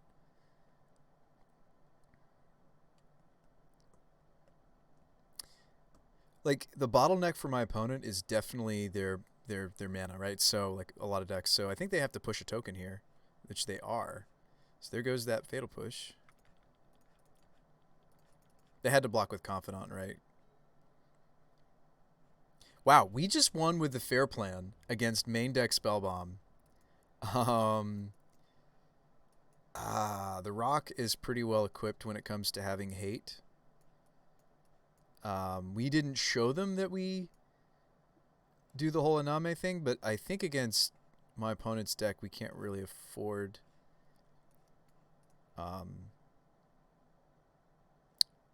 yeah, I don't know. Let me look at what our deck would look like if I cut most.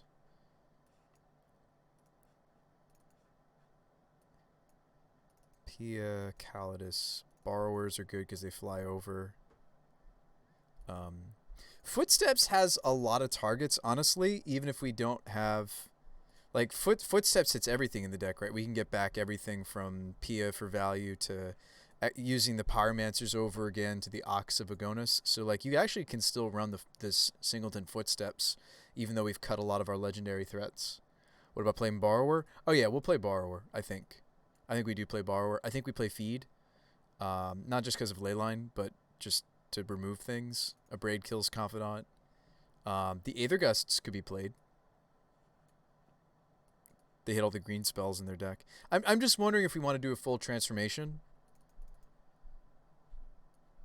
I'm not even that keen on running the Thought Seizes necessarily. Like, we want to top deck powerfully, right? Like, I could see us cutting the Iname package, but maybe we still run the Ghasts and we run... I don't think I want the Infiltrator. I don't think I want the Reunion either. We could play some number of Vengeance. I just don't think we play the Iname package, that's all, because I think we, like, we're probably not going to play Kuro either. Well, I mean, they are a creature-based deck, sort of. I don't think we should play the full-blown package and get blown out by more graveyard hate coming in. So maybe we look like... Well, I play Thoughtseize before I play extra Vengeances. Maybe we play 2 Vengeance. Maybe we look more like this. What do you guys think? So we cut 2 Vengeance, cut most of the Iname package. I mean, we are cutting the Iname package. She's being cut, as is the He Who Hungers Infiltrator package. This is for, like, combo. That's why I'm playing this 2 of. This is for creature decks. This is for pretty much everything else. And if neither of these are effective, that's when you reanimate Obsidat. I think this is what we're playing. And I tend to cut the Cathartic when we cut this package, the Spirits package. This looks pretty good. And we just got there off of a couple of Pyromancers. The card's really nutters. We didn't even flash them back, and we beat down.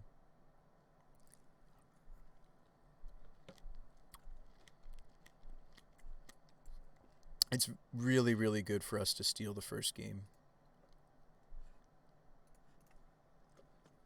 All right, let's do it.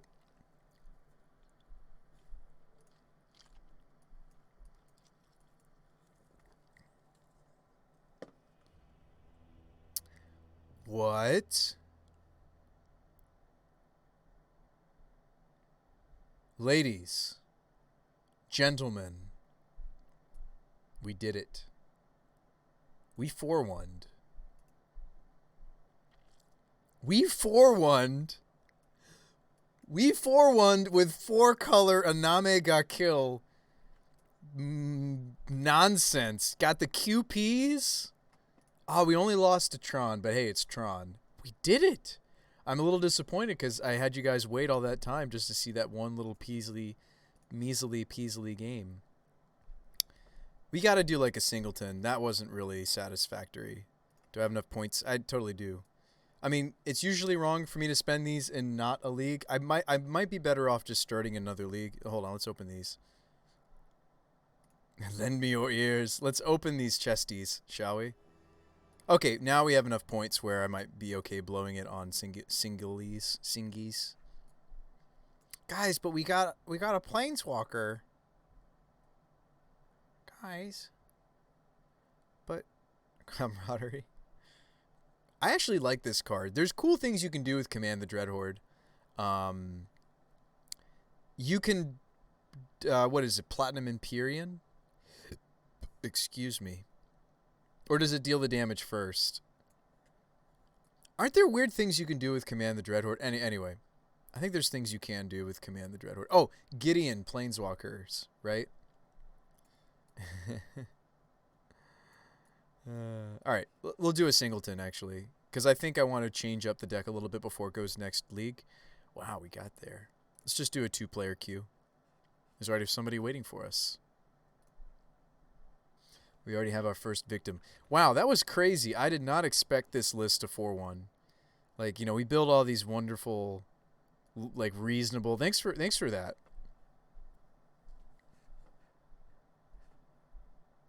Thank you so much for that, folks. I appreciate you. Yeah, I mean, you, like, I did not expect... That is not what I expected.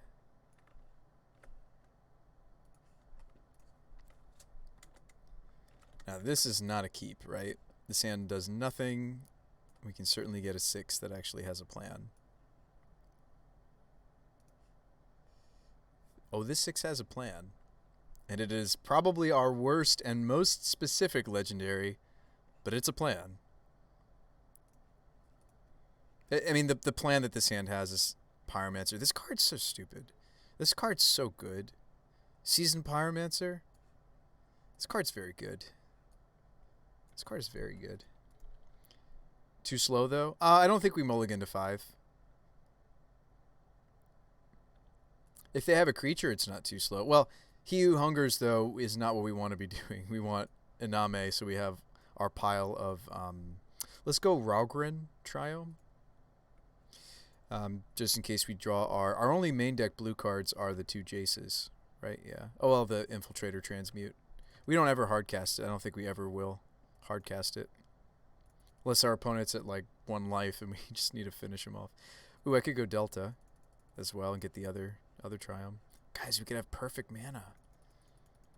In our 4-color deck, we could have perfect mana. All it takes is 2 Triomes, right?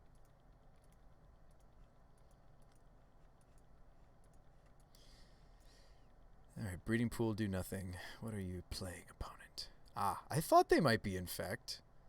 So we totally just toast this, right? I don't see why we wouldn't.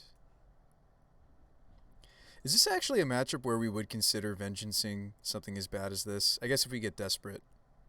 Because we get to take a card.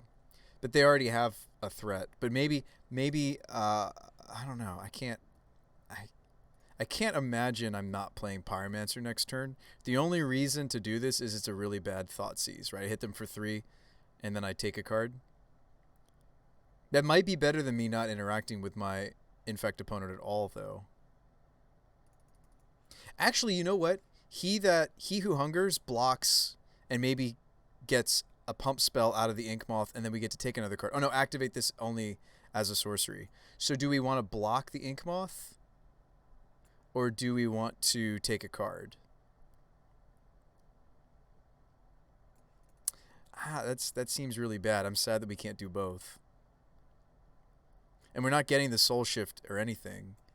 I don't think we do it. I think I Pyromance, pitch both of these, hope that they don't one-shot us. Why not run all the colors? We're digging, right? I think we're digging. Oh, no, I can't. I have to choose here. Yeah, I have to choose. You know what? I'm going to take a card. I think it looks bad either way. I'm going to take a card. Hit you for 3, take a card.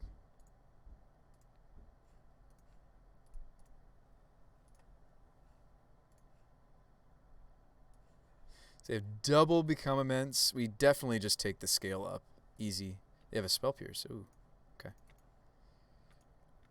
I still think we're going to lose, though.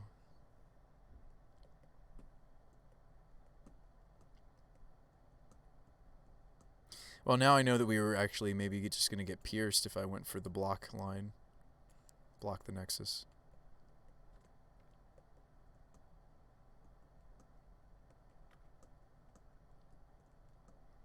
Did you guys like my 3 mana, deal 3 damage, make them discard a card? That's pretty good, right? It's like the worst line our deck possibly has, I bet. Bet it's one of the weakest lines this deck has.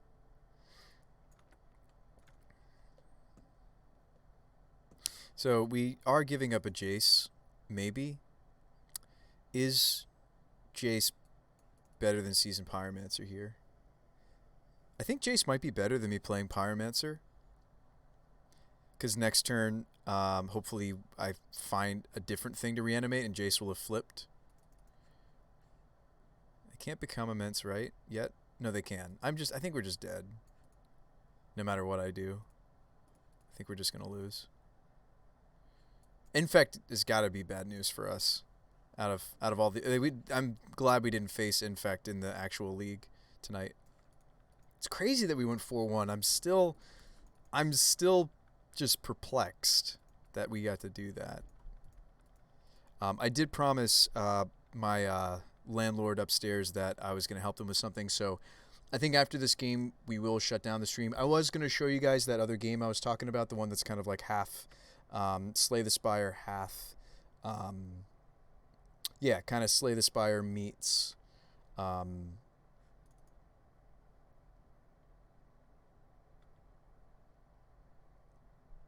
gosh, if we could just find... So we're in such a bad spot. It might be correct for me to take the Vines or something.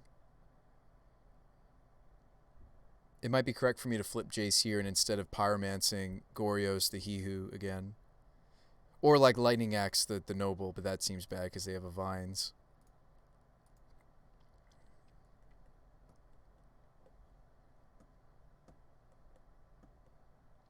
Ooh, and there's a Thoughtseize. Oh, that might be fantastic.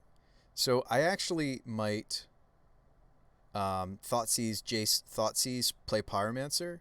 Can't I do that? Thoughtseize, Jace Thoughtseize, play Mountain. They probably won't pierce at that point because it's not stopping us unless. Oh, let's see. Thoughtseize.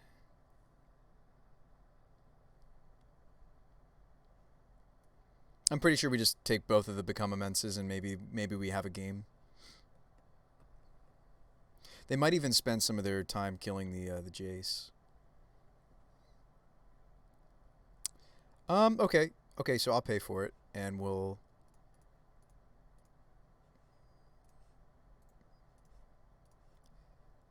So we're getting the Spell Pierce and we're getting two other things. So we could take both Become Immense.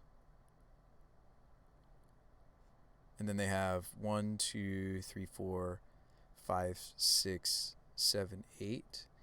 If I don't take the Become Immenses, this is tough. This is kind of one of those we're dead if we do, dead if we don't situations. These are just the most worth of pump. They're only going to get one off though, so maybe, hang on, maybe I'm thinking about this wrong. Maybe I leave both Become Immenses because they're only going to get to resolve one, correct? They can only do one of them, right? So maybe I leave these because they don't actually kill me. In fact, one Become Immense is less pumpage. It's the same amount of pumpage as the Muta and the Vines. I don't know. I think we're just in trouble no matter what. I guess taking Vines at least gives me the potential to draw another removal spell, but I'm only running like Lightning Axes and such. Vines is also really expensive to cast mana-wise, but they have 3 mana sources other than the Nexus anyway. Alright, well, I think I've made my decision. I mean, it might be correct for me to just kill the Noble Hierarch. No, I don't think so. I don't think I can leave them with the... Do they kill us with Become Muta? If I kill Noble, animate, swing... 1, 2, 3, 4, 5, 6, 7, 8... Not... Yeah, I mean, we're dead if I don't Thoughtseize. I think we're just dead. Like, there's really no way we get this. But since I took Vines, I think I'm pretty committed to taking the mutagenic growth, right?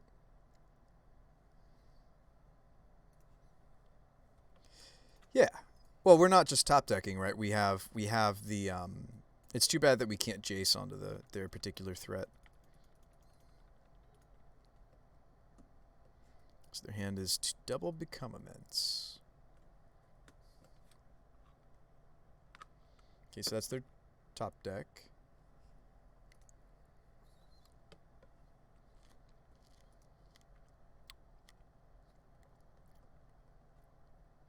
What?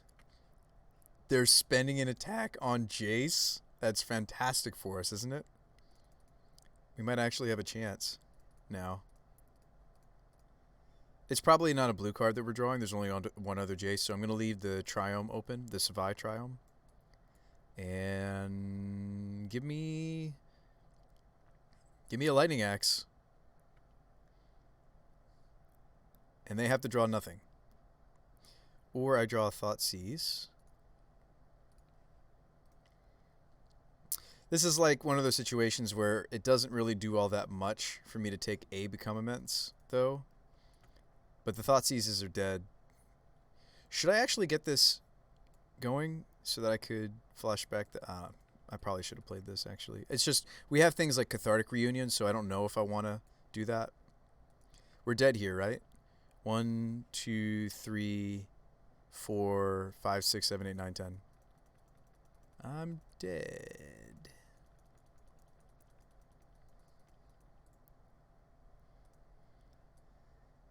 Oh, man. Maybe they accidentally...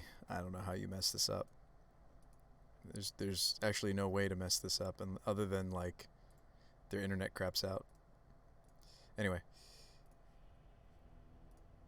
We were drawing the Garbo. Alright. In fact, all we have to do is interact. We don't worry too much. P and Kieran Alar is great. Borrowers. Feed, Abrade, Aethergusts could sometimes work. I mean, like, basically every single piece, most every single piece, I should say. Those don't hit Nexus, but let's just see. So those are all the things that actually interact with our opponent. He Who Hungers is actually the worst piece. So is Obs. So is Ox. Ox too slow. Croxa too slow. Infiltrator too slow. Kuro can stay. Kuro's funny because if they have something like Vines or another Hexproof, they have to use it before the reanimation goes off. Otherwise, it's not like they can wait till this is on the table for me to ping things. Oops. Rakdos Charm I might even consider because it hits Inkmoth Nexus. And it's nice to have things that hit threats that aren't necessarily size-based. That's like the issue with Brutality against Infect. Jace too slow. Jace is too slow. Footsteps even kind of slow. I don't know if I like cutting reanimation spells, though. So we do need to get the Bloodghasts going to win. Can't really cut Pyromancers. It's too important to have the draw 2, discard 2. I mean, P and Kieran might just be... I feel like this is decent in this matchup. So I have 3 cuts. I mean, Rakdos Charm only hits Nexus, but Explosives doesn't hit Nexus. Maybe it's the Aethergusts that I cut. No, that's not true.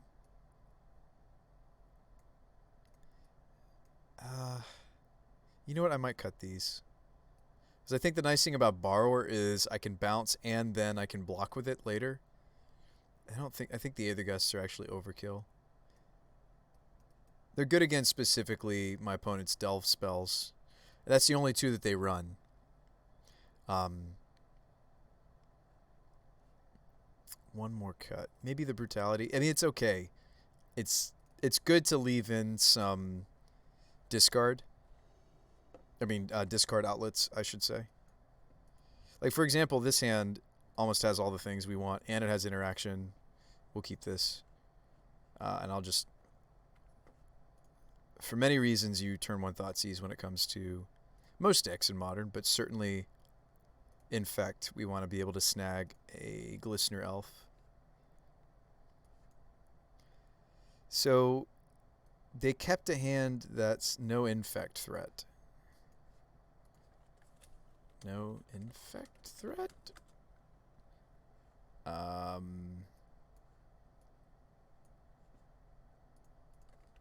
Interesting.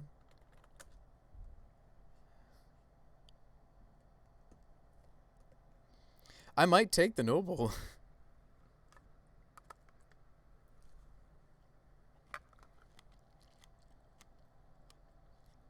The thing is I have the Lightning Axe for Noble, though.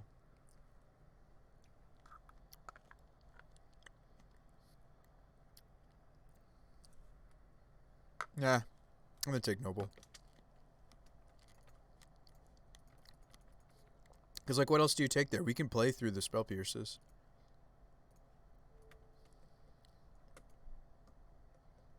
Weird, right? Just strange.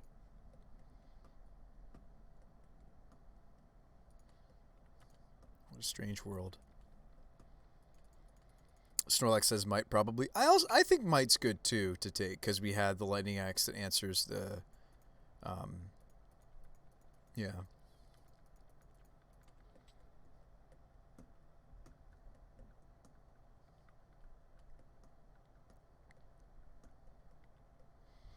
If we get Raugrin, we have all colors again.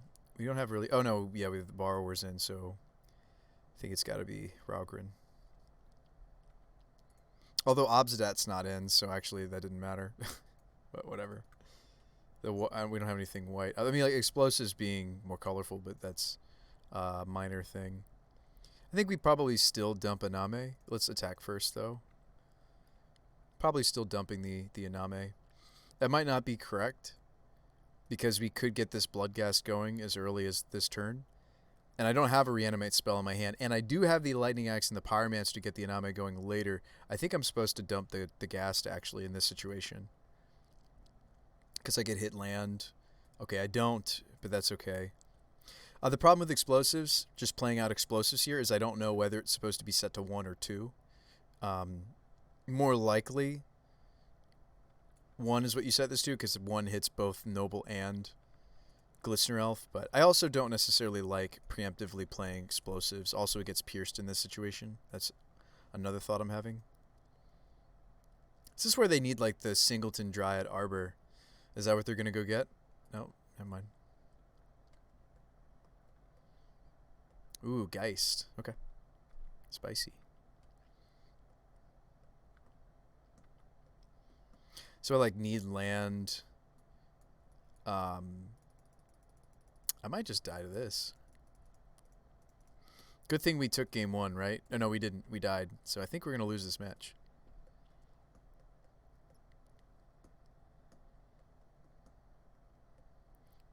I mean, we might smirk at their build, but it's like, I'm not doing anything. I might lose to it. Do I have to put the explosives on...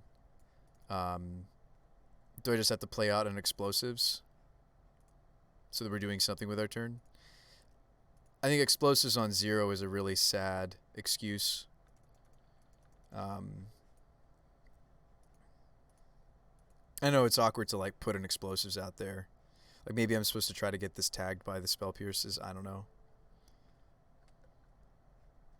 Well, out of all the pump spells you could use on a Geist, maybe this is one of the better ones because you get that permanent improvement. I don't know. I'm not going to... That was our window to draw the 3rd land so that I could have put the explosives on 3.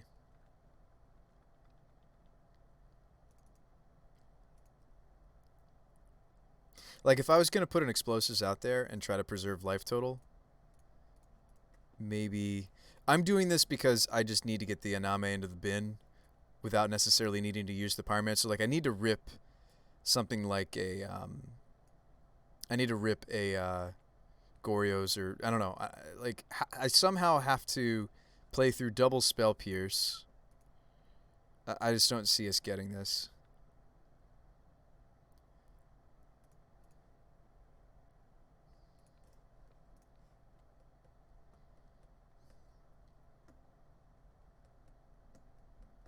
This only lets me fight over one of the Pierce. Like, if we're not gonna find 3rd land, we don't win anyway.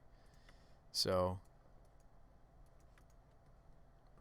This is a spot here for me to get the explosives through the 2nd Spell Pierce, but all it would do is take out a token, and I really need this to blow this up, right? There's the Might. And we're dead. That's 7 and 4 in the air. Well, that's sad. I don't want to spend any more play. Well, we could. We're just not, like, getting a match.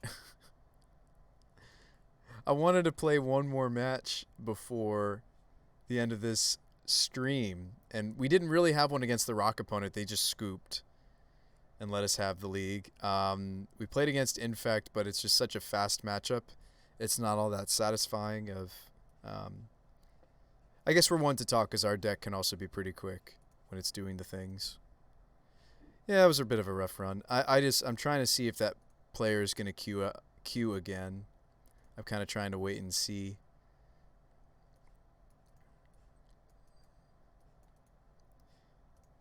Nah, let's go ahead and queue because we don't want to miss. If there is another opponent out there to do the queues, we want to do it. Yeah, that was unfortunate. Like, I think we are a deck that's fast enough that theoretically could... We would need a tiny bit of interaction, at least. I think we actually could... There are several draws that our deck has. You know, like Neonate into Vengeance. Like, you know. Draws like that, like if we just have some of the stronger reanimation targets. I don't know. I'm very satisfied for how that league shook out. I mean, that was unexpected. I thought we were just going to be messing around and having fun. I did not anticipate for the deck to do as well as it did. Something else I was messing around with for a while on stream was In Search of Greatness with Shark, like a Bant Shark Blade. Let's see if I have that list while we're waiting for an opponent for this deck. Yeah, Bant Shark Blade. I think this was one of the later builds. Oh no, it wasn't. That was... That can't be it because that has Uros in it. Did we not play this anymore after the Uro ban? Look at all these builds. They all had Uro. There we go. Yeah,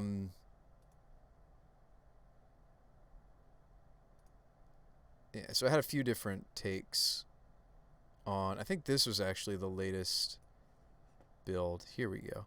So this deck's really fun. I'm not sure how many searches or how many sharks. Let me open a new copy. If you want the deck to consistently do the thing, you're gonna play sets or close to it. But all that the in search really is here in the deck to do is it combines with Batterskull and Shark Typhoon. It's a cool little interaction. I don't actually... We've tried to jam this a lot. The deck feels like it's too fair, even still, even when you go up on this, and this, right? So for the deck to do the thing, you need some combination of these 4 cards. So Stoneforge goes and gets a Batterskull.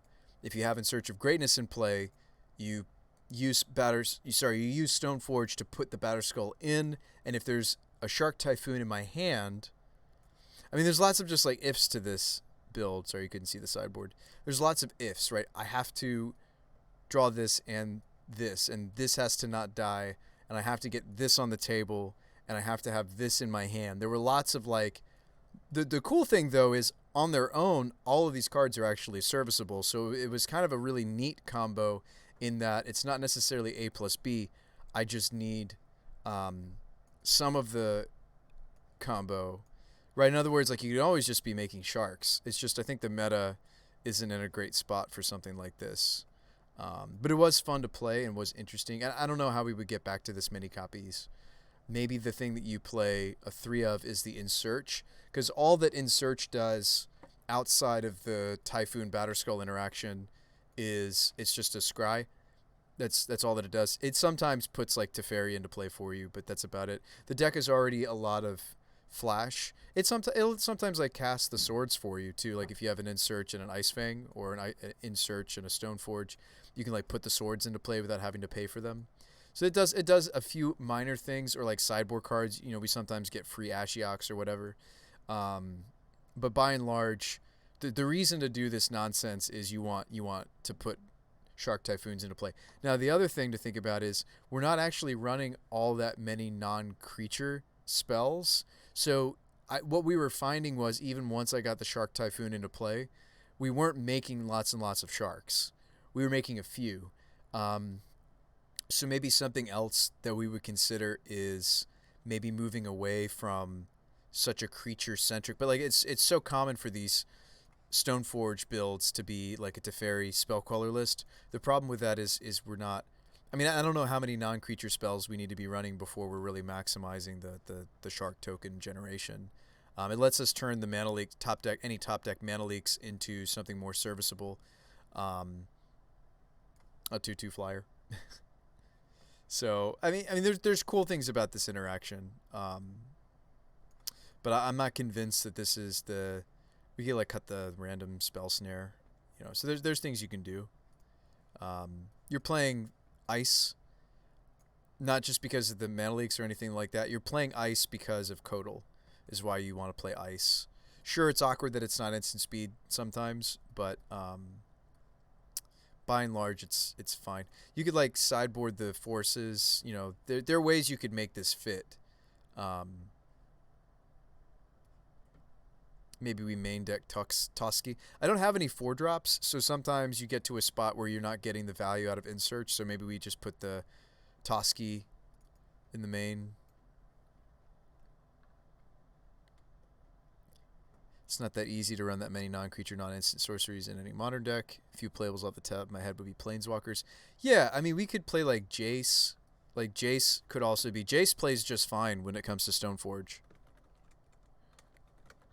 Like, because you're getting those extra shuffles. We already have quite a few fetches, so like you could play like a singleton, Jace. There's, yeah, you could do something like that. I'm not convinced that. So for budget reasons, I wasn't able to. And you notice there's only like one Misty. It's just for budget reasons. It's really expensive for me to have a deck that has Auriac and Time Raveler and Force of Negation, just price wise. On Magic Online, it exceeds my budget, so that's why I cut down on the Misties. So it's kind of awkward to have the mana base of Windsweeps. That being said, the deck does have a lot of white, green requirements, more so than your normal Stoneblade blade. So I was kind of getting away with playing like Windsweeps and heavy on Floodeds instead of the Misties. But you really want the deck to be... The deck really is more of a Misty Rainforest deck. So there are places that I was slimming to try to maximize my Magic Online rental budget.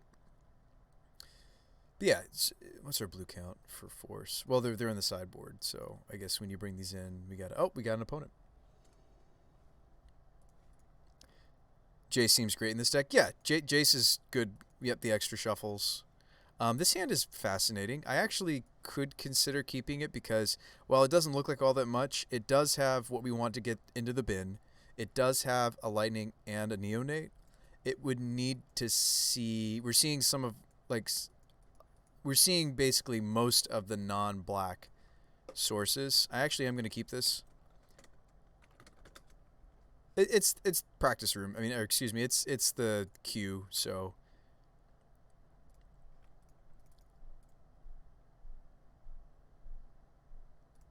I'm willing to keep kind of a sketchy opener. I think the Singleton Island actually really shouldn't be in this list. I think it's very greedy. I know why I'm running it. I'm running it because of the greedy borrowers in the sideboard. But I think this is the worst land in this list, easily. Ooh, spirits. That's not good for us. Guys, it's a mirror match. It's spirits versus spirits. Guys, it's spirits versus spirits. It's the mirror match. Oh, we drew Urborg because we're amazing. Oh, that's why I'm not having my mains. I accidentally clicked this off. Let's lock it. Guys, it's the mirror match. So I'm pretty sure we just Thoughtseize here. I might even double Thoughtseize. No, that's not true. We'll be patient. I just would hate for the Wanderer to... Wow, this hand is fascinating. So we just take the Phantom. Huh.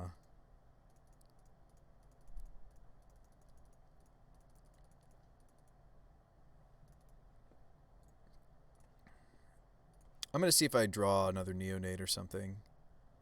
Or what have you. Opponent realizes that this is a mirror match of sorts.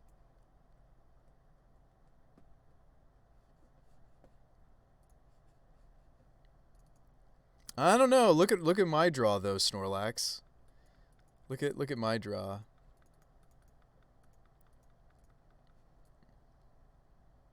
This is an interesting looking island. Are they supposed to look like that?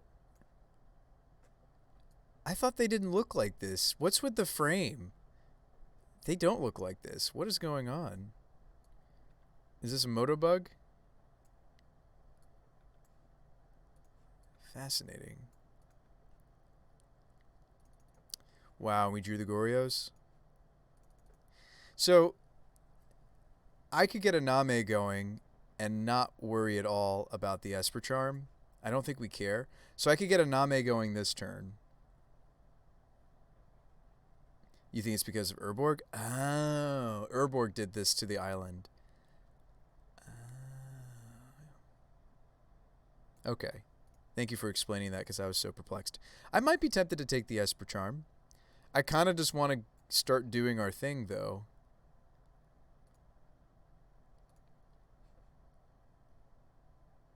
It's awkward that I have to play my land first, though, and we don't get the Bloodghasts going this turn.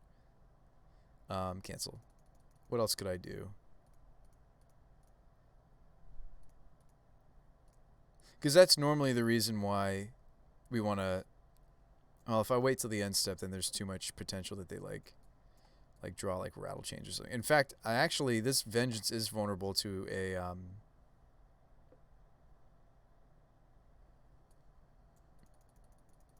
I think I go for it.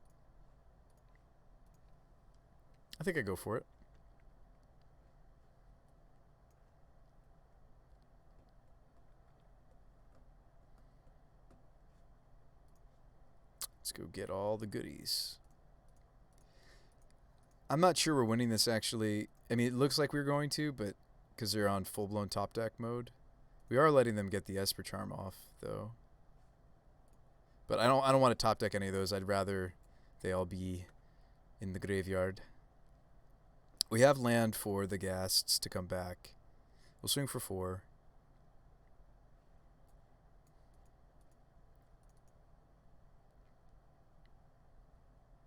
They might be tempted to Esper Charm us, because I only have 3 cards in my hand. I don't know. That'd be fascinating if they charmed us. We would love that. So I don't really want... I'd keep the swamp, get these back. This is definitely a matchup where we would, if we draw another reanimation spell, we want to Pit Lord, right?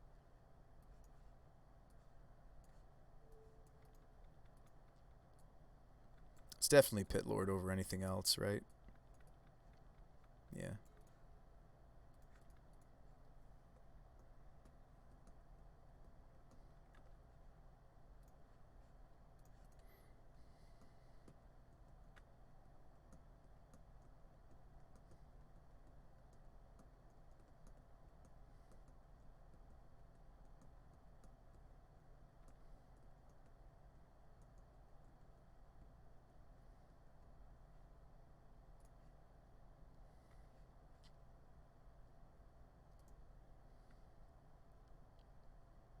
What are the odds that they have Spell Queller in their hand? Pretty high, right? And I don't get to Lightning Axe, do I? No, I still do. Even if they have Spell Queller here, I can axe the... So they do have the Queller.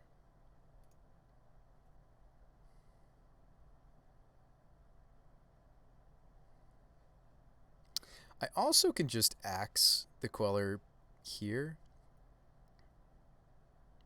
Or do I have to wait until the spell's finished resolving? I think I have to wait, actually, right? Isn't this kind of... It's not quite the same templating as Tidehollow Sculler. I do think the Thought Seize does get exiled by the trigger, and I do need the opponent says, do you have a list posted for this deck? I'd be thrilled to see it after. Sure.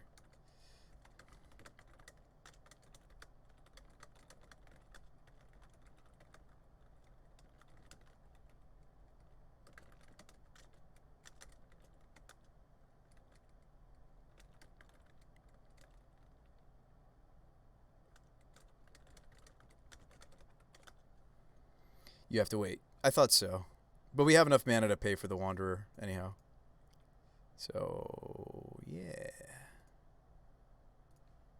Kerblam. Just like we drew it up.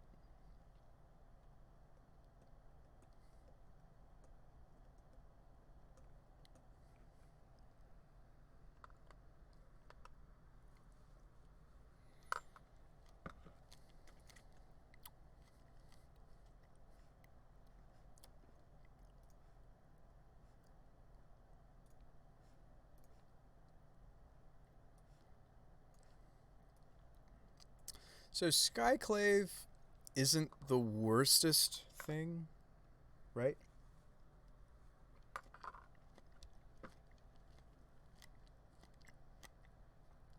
Do I care about 2 random cards? What beats us? Them having Anthem Spirits, basically, right? Like, the way that they beat my Bloodghasts is they're able to have a high enough toughness to start blocking us profitably. Apparition, like, yes, this downsizes my army, but only by one, and if we kill the apparition, I get an illusion, so I think I just don't want them to draw to outs such as increasing their toughness. So I'm going to leave them with the Skyclave.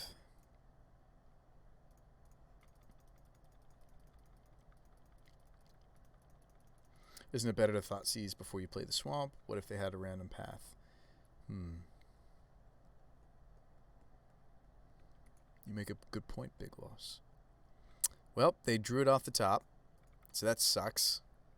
And now my attacks suck. That's really, really depressing that they just top-decked Phantom. Okay. We're good.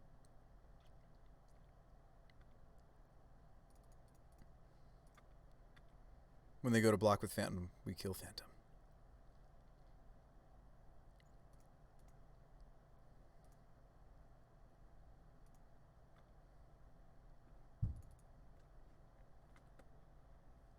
Yeah.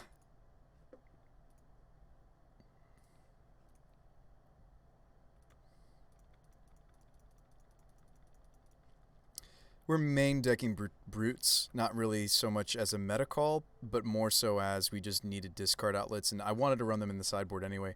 They started in the sideboard, they ended up coming into the main deck after some finagling. So this is Apparition, right?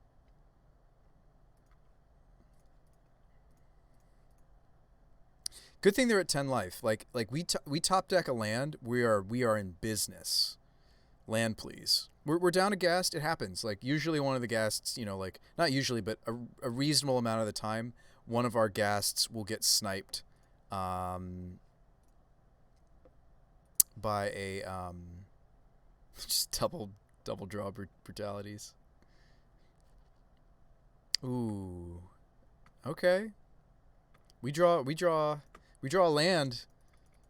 It's always funny when it's like your best, like my best draw actually is land in this situation with 3 ghasts in the bin. Isn't that funny? I think that's hilarious that land is land or draws that would lead to a land are our best draws.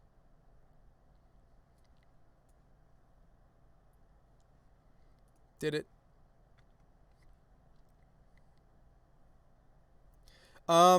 Sorry. Goryo's is better. You're right, because I have things like Obsidaddy still. Or like we could get Kuro. Although the problem is no, that's not a problem. You're right. I think you're right. Although this is something they could theoretically interact with versus land they can't really. Spell Queller was bad for us either way, right? Spell Queller would counter some of these top deck reanimation spells, but Queller would also block the ghasts. I don't know. That's hard to say. Who wants to bet that they have really good graveyard hate? I do. I'll take that bet. Let's see what graveyard hate they have.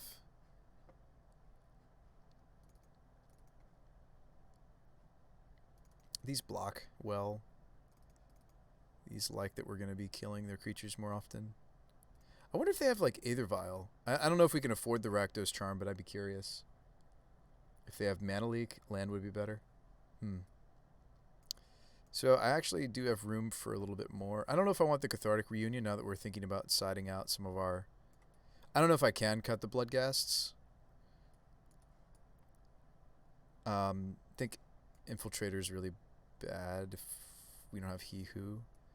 I really would like to do some research and find if there's a different spirit that would work with this. I like He Who because there are some situations where we're up against combo and we don't really have the extra turns to not take something out of their hands. So this is something that the Iname tutors for. We reanimate this. We take one or more cards. Obsidat's an obvious inclusion. Kuro has won us so many games. I like being able to remove all their creatures. For life, obviously, it costs life, but it's usually worth it. I don't know if there's a different spirit other than something like... So the Infiltrator is nice because if we do the He Who Hungers line, the problem is we don't have like a lot of finishing power unless, you know, we have some number of Bloodghasts going. Maybe this is just win more. I've liked this because it also tutors for some of our sideboard cards, but um, I don't know. I wonder if there's another 4 mana. It needs to be, ideally it's 4 or less mana spirit, because this guy also randomly has Soul Shift 4. So it'll return a spirit. Too bad it won't return anything. It has to specifically be a spirit for 4 or less.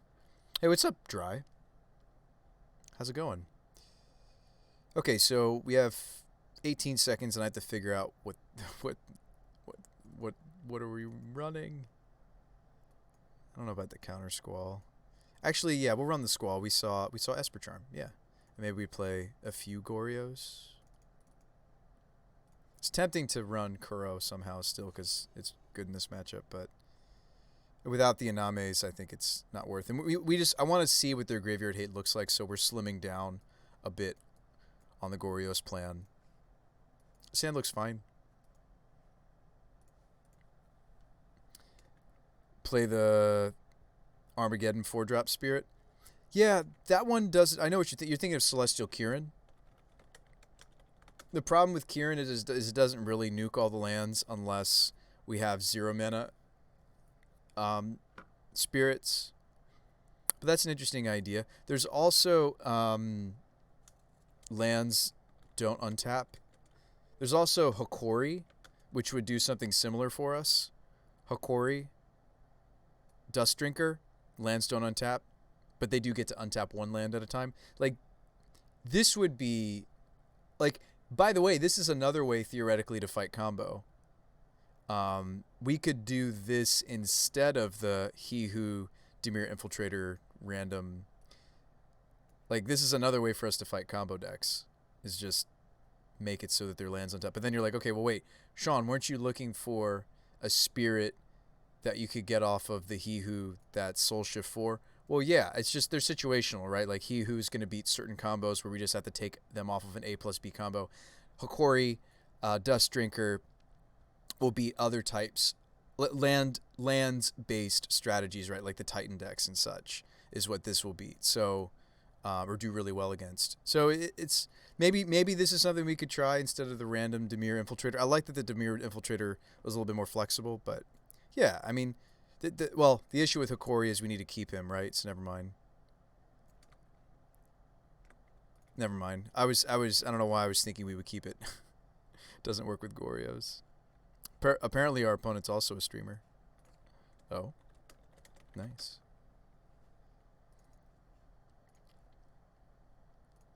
We don't want to get this hit with the Wanderer. You could reanimate Iona for... Well, but the problem is they're not permanent, right? So, like, Iona is, like, fancy bad silence, right, when combined with Goryo's Vengeance. But she's also not a spirit. So I don't know what spirit it is. I'm not sure. We don't necessarily have to capitalize on the soul shift of this card either. Oh wow, we're not getting this Thoughtseize through, are we?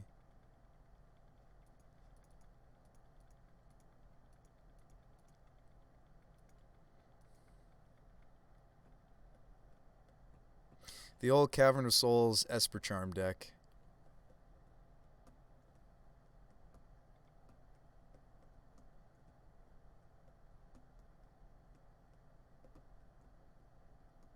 I mean, next turn, they might take the Thoughtseize here, because next turn I can totally go for the Thoughtseize.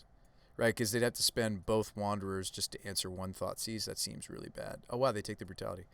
I'm thinking that's what we do next turn, is I just play land, cast Thoughtseize. I can't imagine they'd spend both Wanderers. Like, there probably isn't a universe where they let us, where the Thoughtseize 2-for-1s. They're gonna let this through, right? Drew a Croxa.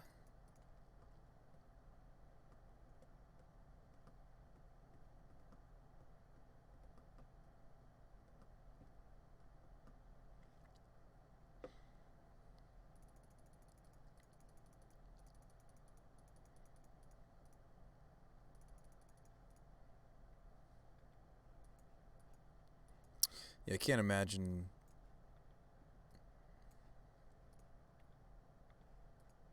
A little awkward that we have the Singleton Island also in our Croxa deck. Could you just run Emmy and Breach and... Well, yeah, so that's another sideboard plan we've tried in these decks before, King Magic, is we've played like a Breach sideboard plan. The problem is it's not like we're doing things like Emrakul, right? I'm kind of trying to... Oh, interesting.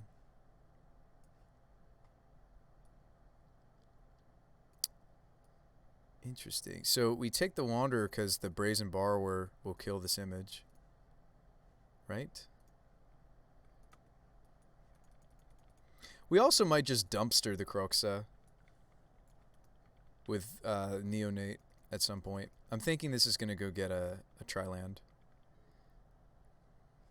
Especially since I have Borrower, I kind of am coaxed into getting Raugan Triome, so we have blue-blue.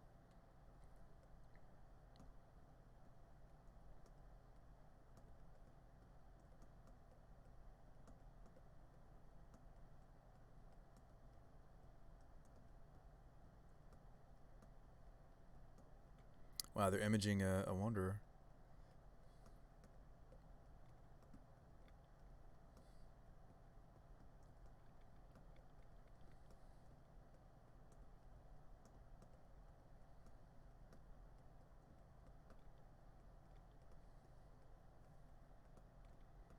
What about the Ilharg Yeah, the one that like cheats in threats. I'm sure we've messed with it at some point, King. Maybe a long while ago when it first came out.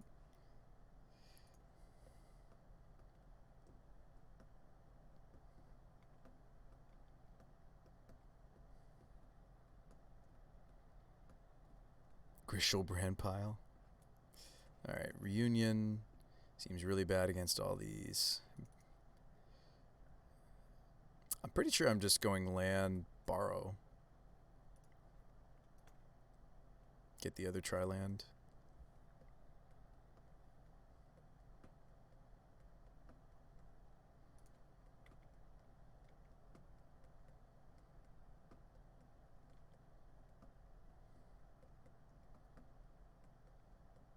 I don't know, our deck's not doing a whole lot here, so I think we're losing. Well, of course it's going to do a bit less, right? We cut the Iname package. We've brought in sideboard cards. Like, this could be Iname right now, but... And we're seeing, you know, we have fewer reanimate spells in right now. Yeah. We are doing the have all the Bloodghasts thing less. We probably just tag this with the bounce. I like Brazen Borrower definitely against like these illusion, the phantasmals.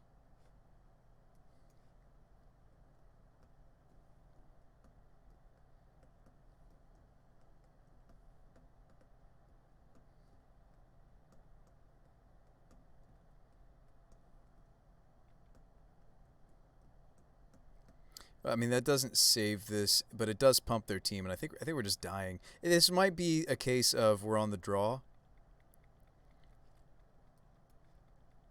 We might want to try the Iname package next game. Wait, what are they doing? Oh, they're just sacking because they can. Yeah, it's fine. We're still taking 4 here. I need to kind of draw like something like a Brutality. It's not looking good for us. We did take game 1 though, didn't we? Yeah, we did. So that's good at least. It's too bad that I can't just get the Croxa on the table here. Well, maybe I can. We'll swing. If I draw into a different land, we can get this on the table. But maybe that's not even worth it, right? Maybe I should pitch the island because it's not what we need for the Croxa. Maybe I pitch island, try to find our way into the Croxa hitting the table next turn. I don't even think that's good enough. I also don't mind getting their last card.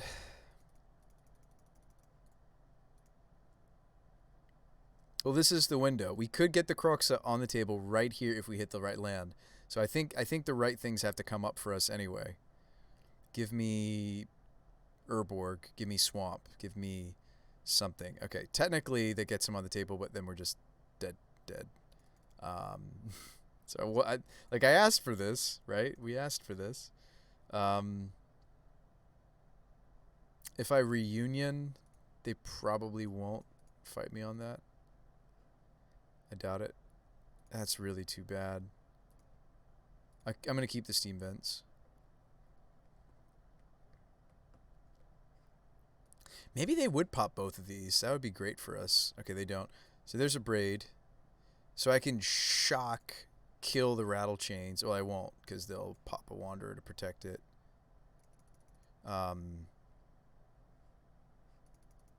So can I really just take 4? They draw any spirit, we're dead. They might already have one.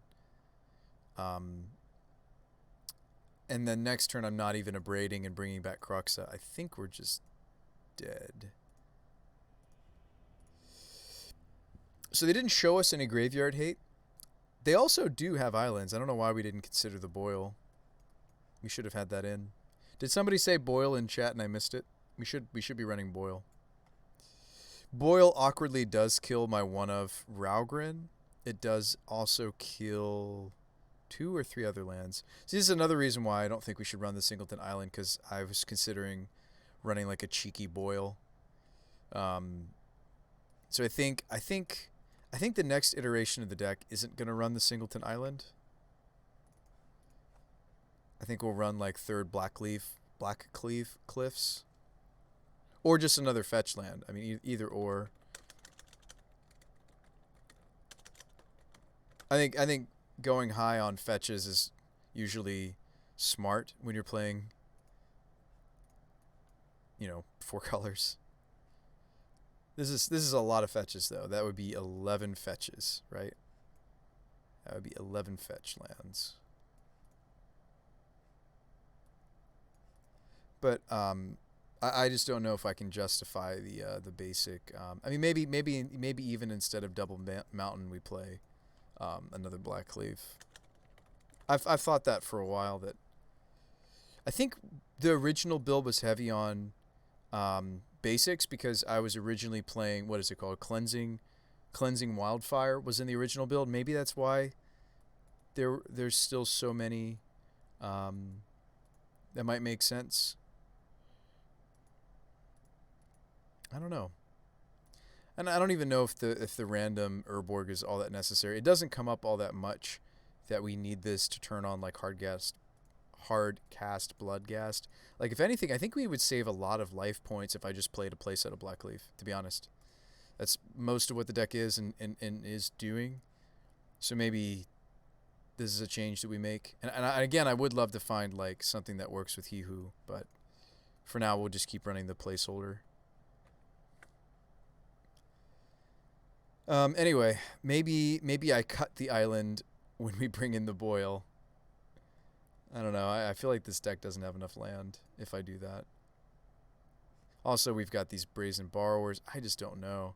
I feel like this is pulling the deck in 2 different directions. That's really awkward because like I want to be setting up for these Borrowers, but then what if we draw the Boil? We're like, I'm blowing up 1 or more of my lands. This seems bad. Anyway, I didn't give myself enough time to we'll do that. I didn't give myself enough time to swap us back into the Iname plan, which I think I'm supposed to because we didn't see any graveyard hate. If I keep this hand, it's all on this Jace, which is bad. They showed us Inquisition of Kozilek, but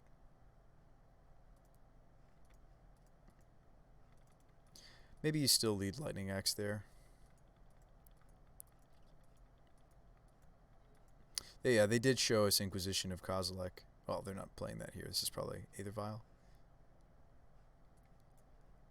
Or Wanderer.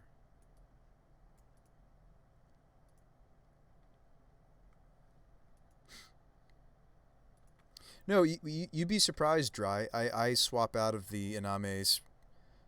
I don't want to say often, but if the matchup, if it seems correct to, like, there's kind of 2 ways for us to sideboard, right? We can get more mid-rangey, or we can keep this, but we bring in ways to fight through their hate. Opponent is reading my Jace Friend's Prodigy right now.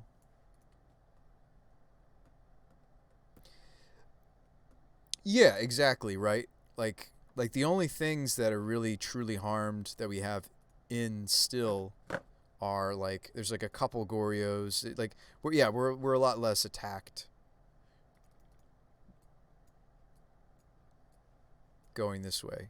So no, the deck I did design the deck with not every matchup, right? There's some matchups where the opponent's deck is just too quick or like a combo or something where it's just not worth siding out of it. But yeah, a reasonable amount of the time we're gonna transformational sideboard, which is a lot of fun. I think it definitely adds a lot to the deck. And gosh, we have like I think there's a lot of things wrong with the mana base, and I think that's something else we'll fix.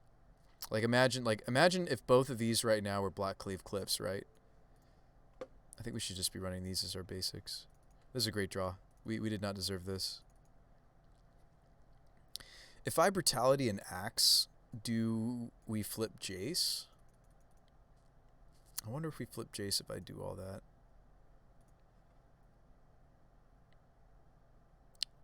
Don't we? I think Jace flips if I do all the things. Right? I kill Wanderer here. They make us pay. We don't care. It's dead anyway. Pitch a Blood Gas. Play land, get the gas back. Yeah. I think we're just all in on activating as many of these Blood Gas as possible and flipping the Jace Friend's Prodigy.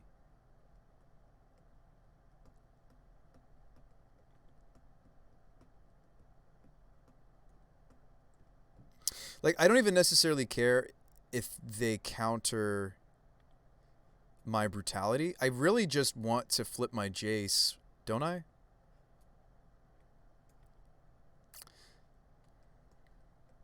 And get these ghasts going. Or get them into the graveyard.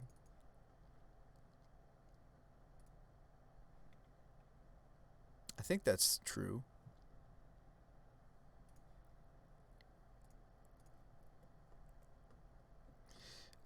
This kind of stinks. I think I have to shock here. We're more likely to see Seasoned Pyromancer.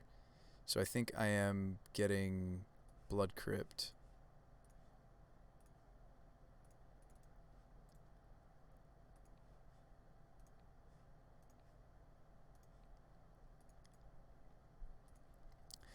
We're pretend Dredge right now.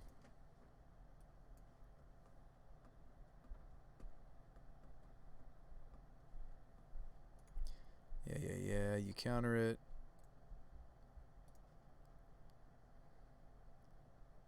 This is where I'm sad, where I have to discard something I actually care about. No, we don't have to. You don't deal any damage next turn. Probably. He could have a Lord. Excuse me, our opponent could have a Lord. They might have a Lord, and so maybe Jace will take damage, but probably not. We draw any land, we get these other two ghasts going. My opponent has 5 cards in hand.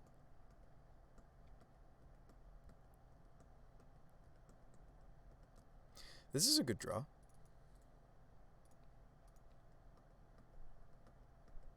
We'll attack first.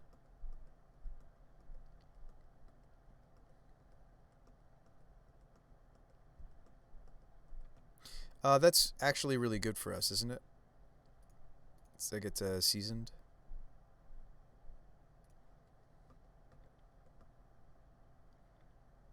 That's maybe good for us.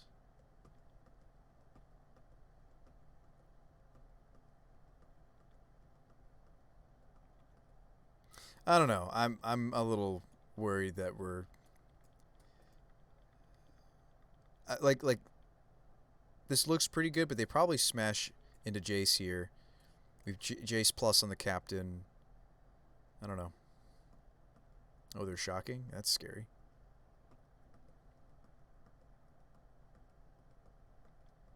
Image the captain. Little neat little combo. Now I can never touch their spirits. Yep.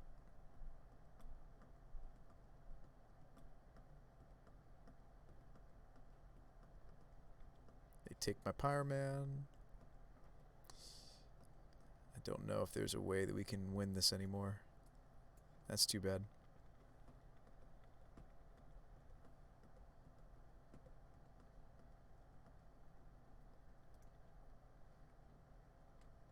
Ignoring my Jace.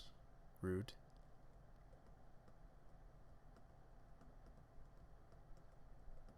Ooh. We drew this, but there's not enough timing. Right? The explosives doesn't give us enough timing.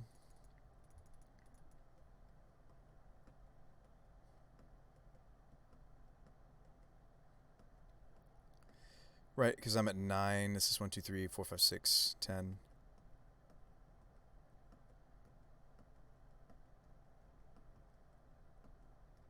I don't see a way that we win this.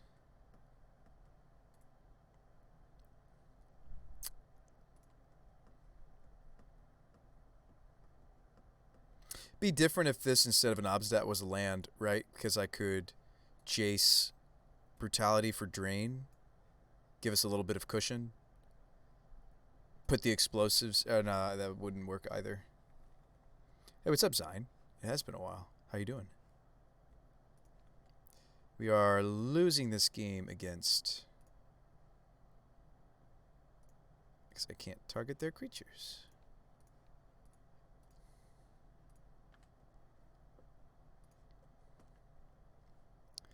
Phantasmal. So we're actually just dead. Because next turn, they copy another... they make another captain copy.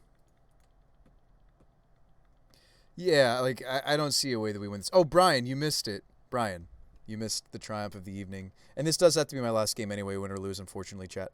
We 4-1'd with this pile. And we're also making some adjustments to the mana that need to happen. We 4-1'd. I know, right?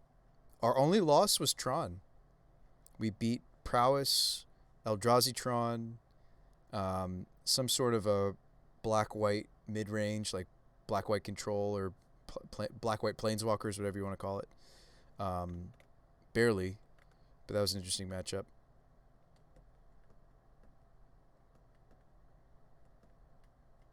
And it's too bad that these don't retain, they don't retain the converted mana cost of the images, right? They are captains, essentially. They're captains with a new ability, and they're also illusions, and this is very lethal.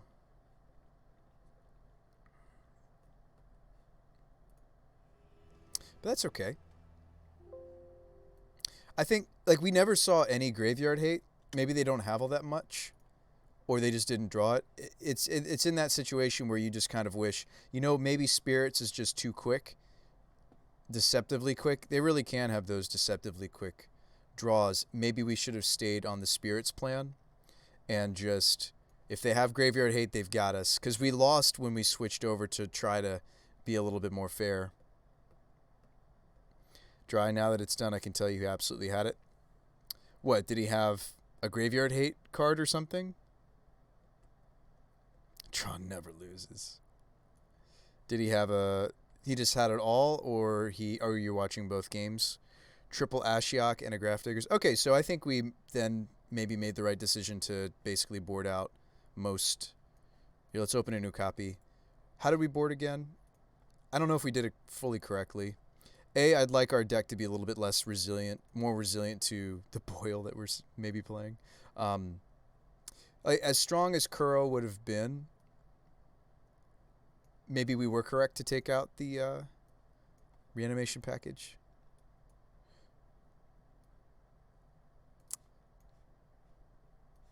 I'm just pulling everything out that usually stays in when we do that. Now, some of that's going to have to come back in, right? You can't take out an 18, but just bear with me for a second. So, Spirits. I mean, I liked the Borrowers because they bounce and then block a flyer. The Explosives, for sure. Mom Pop, Thopter Shop, a Braid, definitely. So he had triple Ashiok and he had Grafdiggers. Oof. We thought that there might be Aether Vials in there, but there weren't. We brought in the Counter Scroll, didn't we? With Boil, Feed. We thought about the Counter Scroll, right? Didn't we see? Oh yeah, we saw Esper Charm, so we were going to play the Counter Squall. So that's 50 so far. Because I didn't even like that we had... I think we kept in 2 Gorios because I couldn't find something else. Let's see if we can't get away from that. Let's still play Ox. Let's still play Obs. I mean, He Who Hungers is a flyer. As bad as it is, it does fly. Could block. See, I just don't think we have enough for this matchup. Oh, we could play the Calidus.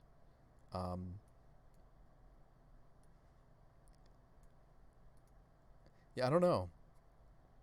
Do you play Footsteps at that point? Because Footsteps reanimates everything in the list. It even brings back the Ox, Pyromancers. So, like, if we are going to play a reanimation spell... Well, but Footsteps doesn't work with Jace, though. So... But there's so many more seasoned Pyromancers than anything else. So I feel like maybe we should have still run the Footsteps. And then I guess we could play the He Who just because it flies. I don't know. I guess we don't have a really great... I mean, granted, I didn't design the deck with... we haven't gotten to the point with this brew where it's like, okay, what's our 75 look like against specific matchups? Like, you really do need to start to do that if you want a deck to really shine in a particular meta. Like, what does our deck look like against Jund? What does our deck look like against Spirits? What do we look like against Blue-White Control? What do we look like against all these different specific decks? But anyway, I have... we made it in 3 minutes and we ran with it. Oh, you made that. Yeah, that looked like a sweet list. The only thing that I thought was interesting, and I'm not saying it's not fair for me to say this while we're sitting here looking at my 4-color nonsense deck, but I wouldn't typically run. I'm sure he wasn't running all that many caverns, right? If he's going to play something like Esper Charms, right? Chat was randomly shouting cards. Ooh, 3. Was he playing like an Urborg or something? Well, that doesn't even really help when it comes to Esper Charm. I don't know.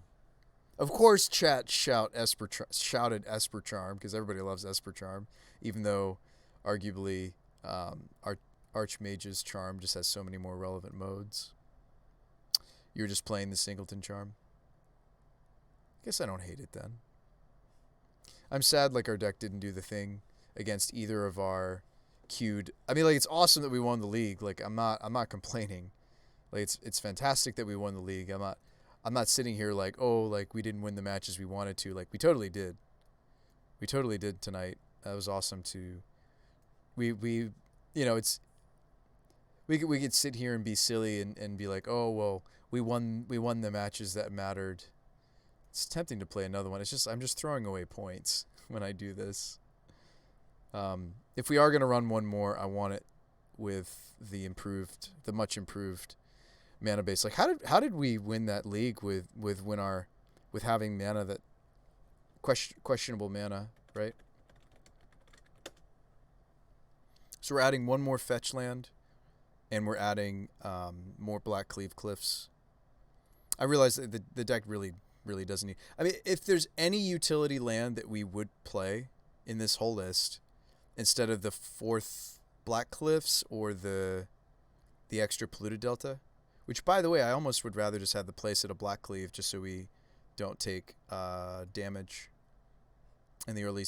Like I find that we are shocking for red and black sources in the early game. I don't really want to do that. I don't really want to be... So every Black Cleave that we add is going to make that a little bit less. Shizo. I think I'd love a Shizo, actually. There were a few games tonight, minus the Tron match, because against Tron, Fear is not relevant. I think that the Fear is more relevant than you'd think. I think that would be a really cool inclusion into our mana base. Excuse me. I think that'd be a really sweet technology. I think that was in an earlier iteration of the deck, and I cut it. I kind of want to bring it back. Like, everything, like, all these different threats. Like, the cool thing with Calidus in this build, he's not normally in the main deck, by the way, if you're wondering. Oh, let's go back to the other shell.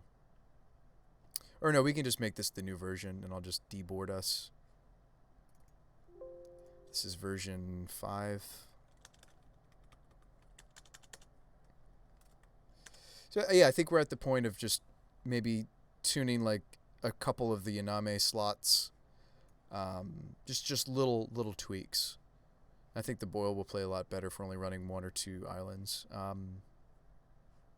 Sideboard cards, sideboard cards.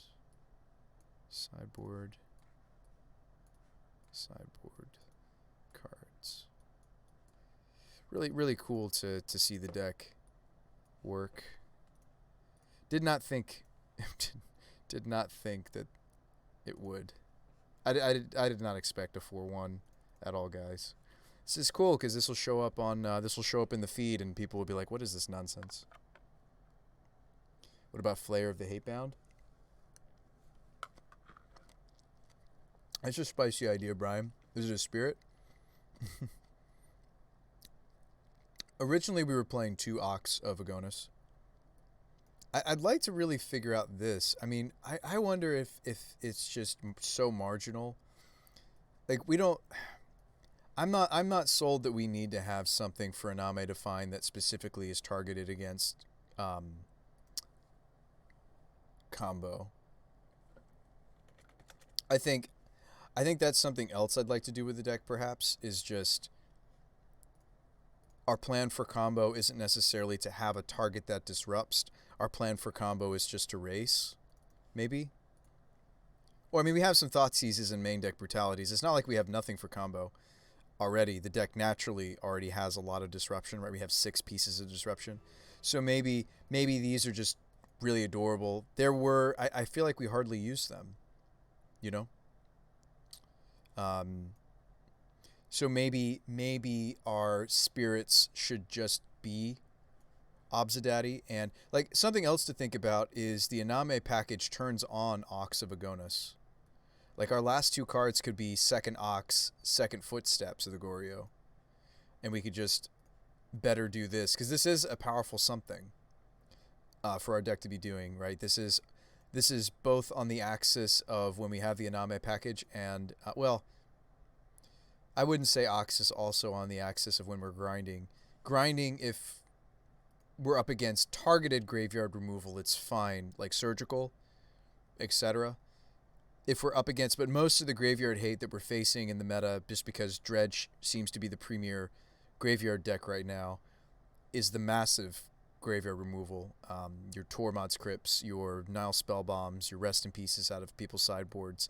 Those are the cards that we care about. But it'd be interesting to see how often we do the Ox thing. And one of the things that Iname does, other than set up the Bloodghasts, she does also... I mean, there are other things we could try. There's...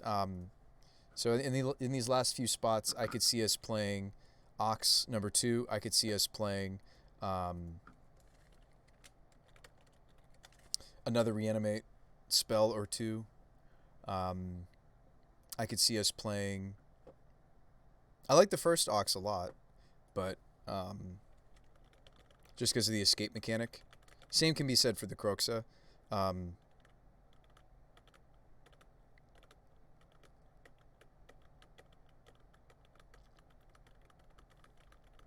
What about Woodfall Primus? Spicy. We don't have a way to set it up easily, though.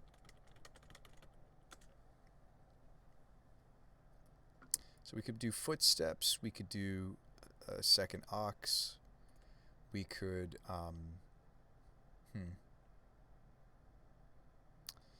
Oh, we could play more spirits, like... What's the... It's like Nether something? Nether Trader? There's a card out there that does a really bad Bloodghast impression. Also, a card that I've played in this deck's past, which is some great... maybe I shouldn't say great. Remember Torgar? I think that was actually one of the original build-arounds, and I moved away from it. Torgar is technically... So there are a couple problems with Torgar. But let's talk about it briefly. This used to be integral to this strategy. Where this deck actually came from, I think originally wasn't so much Iname as it was Torgar Famine Incarnate. Now, we've moved away from this card, but We were playing it because if you have a fetch, like if you do the Iname loop and you have a fetch, you play the fetch, get all the Bloodghasts back, sacrifice all the Bloodghasts to the Torgar, um, crack the fetch, get all the Bloodghasts back. Now they're at half life. Now the Bloodghasts have haste. We basically were trying to find weird, janky ways to make it so that the Bloodghasts got to attack more immediately, and this was one of the solutions. Um, maybe me saying solution is ambitious, but this was one of the ideas.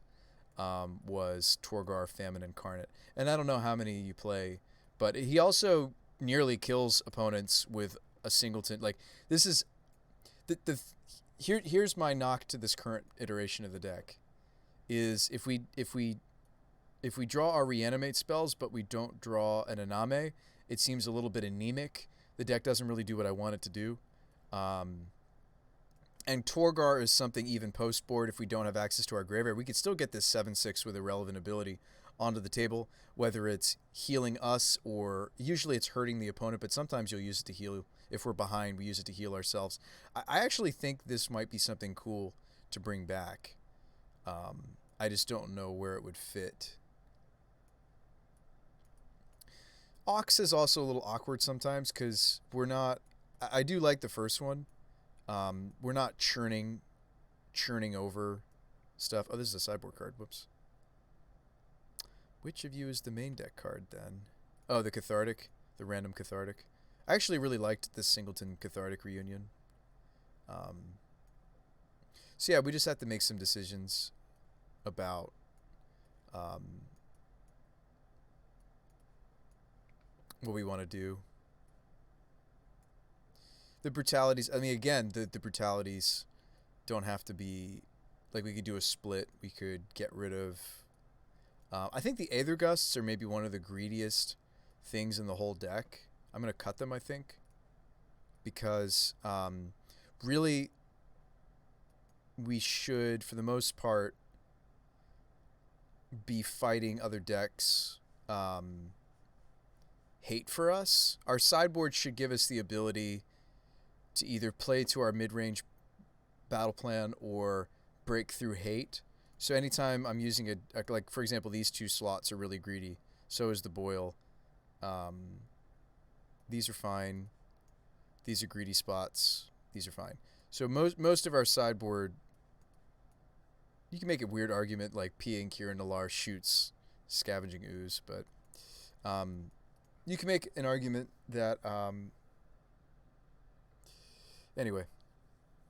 So hate that was good. Feed the Swarm and a Braid. I feel like we're all stars. I really like explosives in the metagame too, because this isn't asking the question of, oh, is the graveyard hate they're hitting us with Scavenging Ooze? Is it an artifact? Is it an enchantment? With the exception, of course, being Leyline of the Void. That's where you need, these. It's so much mana to tag a Leyline of the Void. It's 6 mana, right? 4 mana into the explosives.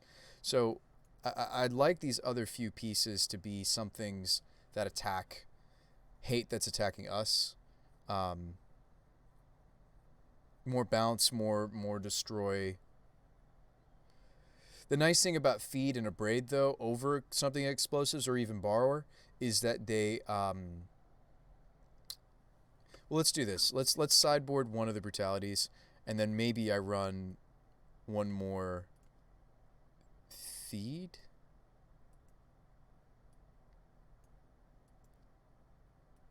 Most of the hate that's hitting us, though, isn't... I mean, like, with the exception of... Also, there's Rest in Peace. But a Braid performed really well. I like what a Braid's doing. Tags... I think a Braid fights Scavenging Ooze and all the graveyard hate that's artifact-based really nicely. I mean, again, like these brutalities, maybe we don't want either of them in the main deck. The original build didn't have either of them mainboarded. And that frees up another slot for us to try something else. I don't know if I'd play more than 1 or 2 Torgars. Like, it's good. It's another solid legendary. It synergizes with us grabbing all these Bloodghast. There's a lot of really neat synergy. Um, maybe we play another Cathartic. Do you guys have any card ideas? We have room for one more something. I think it is 22 lands. I'm happy with the number of lands. I'm happy that the Triomes let us greedily, play the Obstat, play the Borrowers, these tri-lands that don't really disrupt the Mardu coloration of the deck. And yeah, I mean, the collective brutalities could be what we run after all. It's just they are a bit matchup specific, although they're a solid way for us to set up. I think just one Ox. I think one. Similar to the Croxa, they're just here because we are putting a lot of cards in the bin. Yeah, maybe second Cathartic Reunion. That card performed pretty well with our main deck strategy. Maybe it's a lot worse post board. Maybe that comes out if we bring out the Reanimator package, just because it's hard to justify discarding 2 cards when we're not getting any value out of what's being discarded. And this is a really rough top deck, especially if you're not like Dredge. But yeah, maybe second Cathartic Reunion. It could be third Jace Friends Prodigy as well. We were playing 3 Jaces originally. I mean, I like the inclusion, like adding back in Torgar again. We've had a few games where I didn't actually have a legendary for our Vengeances.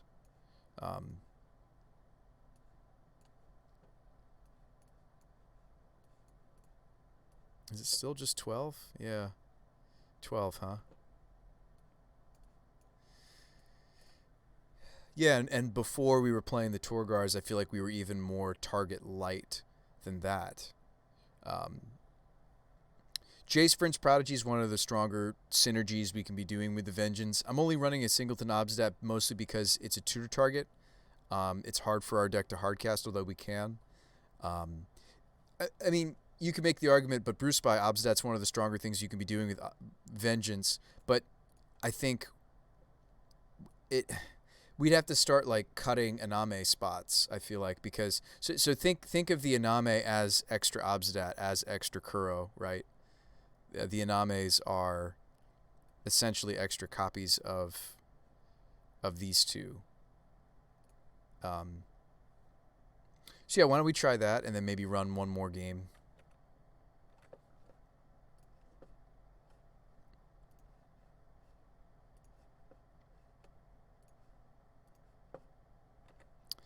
Nine o'clock though.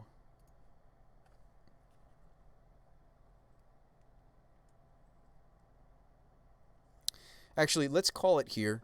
I did promise I was going to be up for other things. And we should not lie. I did say that I was going to be available tonight, so it's well past the beginnings of the night. But that'll save some of this for next time. So we'll run another Reanimate spell. I think that's a good direction to go. We'll this is maybe the most fun Seasoned Pyromancer deck that I've played in a long time. Thanks for being here, folks, and helping me bouncing some ideas off. Brian, I do like the Woodfall Primus idea. I think there's definitely a deck out there. I remember our friend Doug, I almost said his name, sorry, Fluffy Wolf, was building and playing a really spicy Woodfall Primus, like Footsteps of the Goryo build. Really cool deck. Had Revelarks, not Revelarks, what is it called? It was an Vesperlark. Vesperlark. Really cool list. It was like Vesperlark and the 5-drop that I can't think of right now. Yeah, Vesperlarks, return target creature with power 1 or less, and then you were also playing Doppelganger. I think it's called Doppelganger. No? Shapeshifter? It was a Shapeshifter, and you were like, it was really, really cool deck, and that deck was utilizing Woodfall Primus Yeah, and you were just blowing up their permanents, blowing up their lands, blowing up problematic permanents. It was really, really cool concept. I liked that deck. That's kind of other than the the prison decks he does. That's kind of his contribution. So if we were to curve this, where does everything fall? Kuro, we're never hard casting.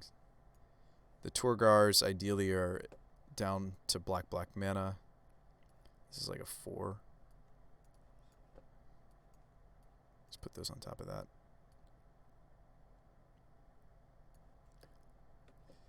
So the curve of the deck looks something like this. I think the Shizus will be really cool. I think we should have been on 4 Black Cleave already. Third Jace. I think that's cool. I like Jace. Like, it's not hard for us to go,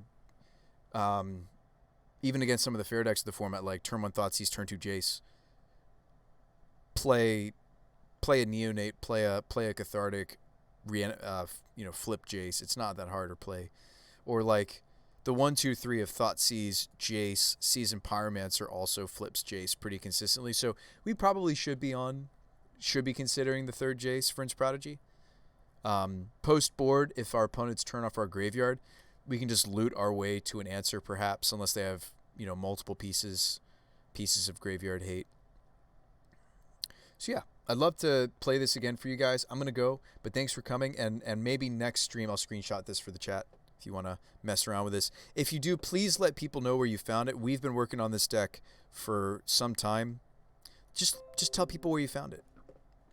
We also have a little Discord community. Oops, copy to clipboard. I meant to make a link, actually. Sorry.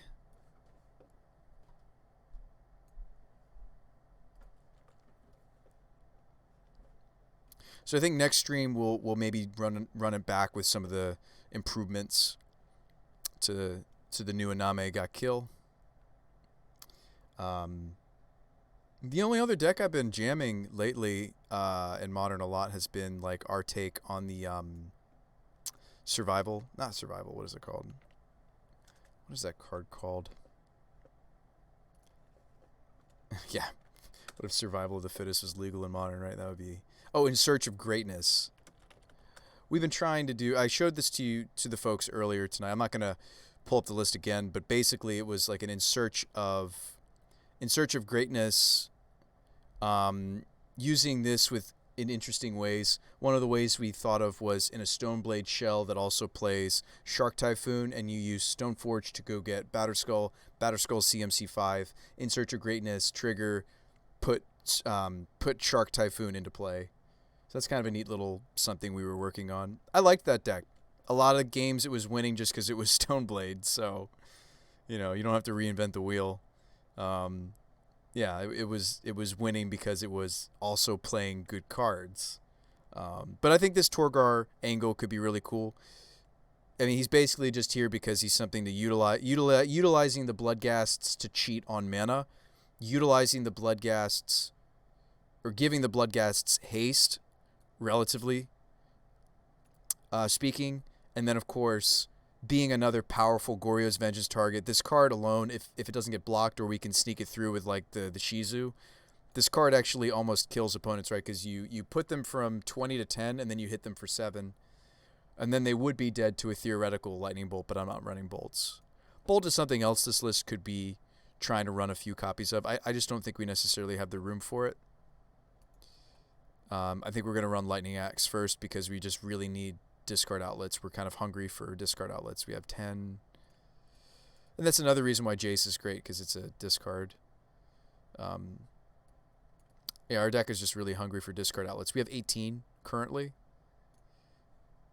That's not bad.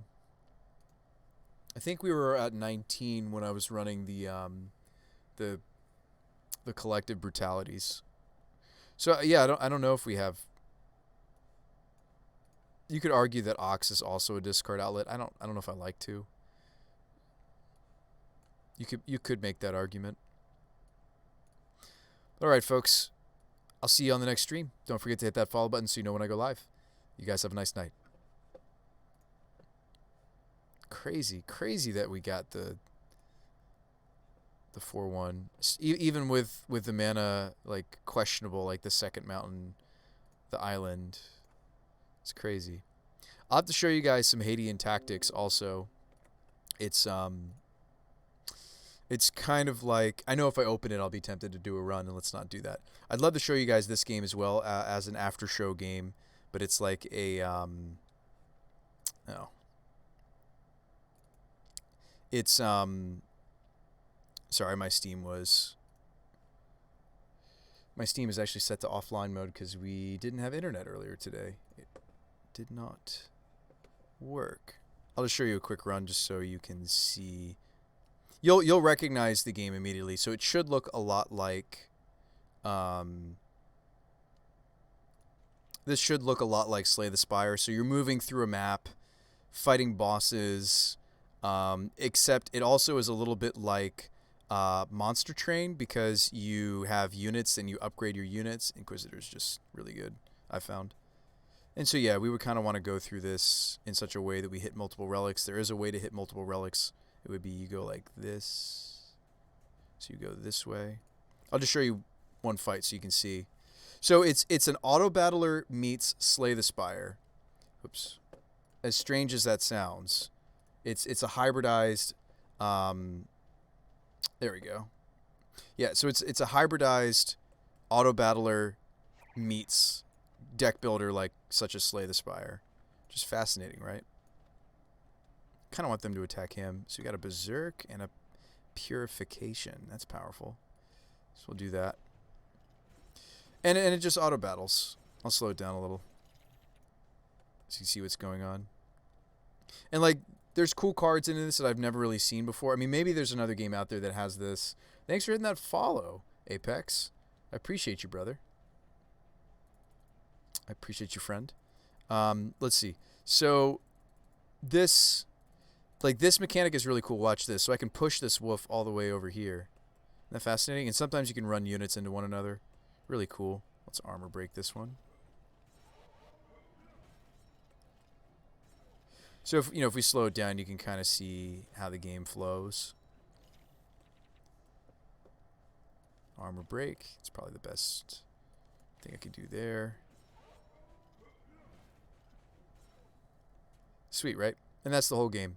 And you get new cards, and there's gold, and there's shops, and you can upgrade, and I don't even know, what is this deck trying to do? I'll come back to it later, but it's like, okay, we've got a Berserk.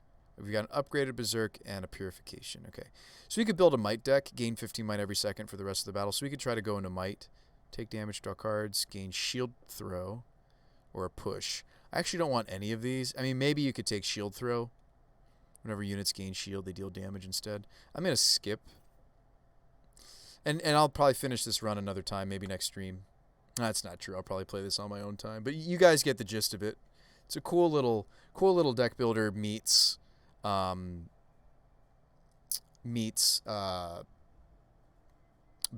auto battler. It's really cool. I should have been in a different interface. Should have been in this one. But anyways, folks, you guys have a nice night. I will see you on the next stream. Goodbye for now.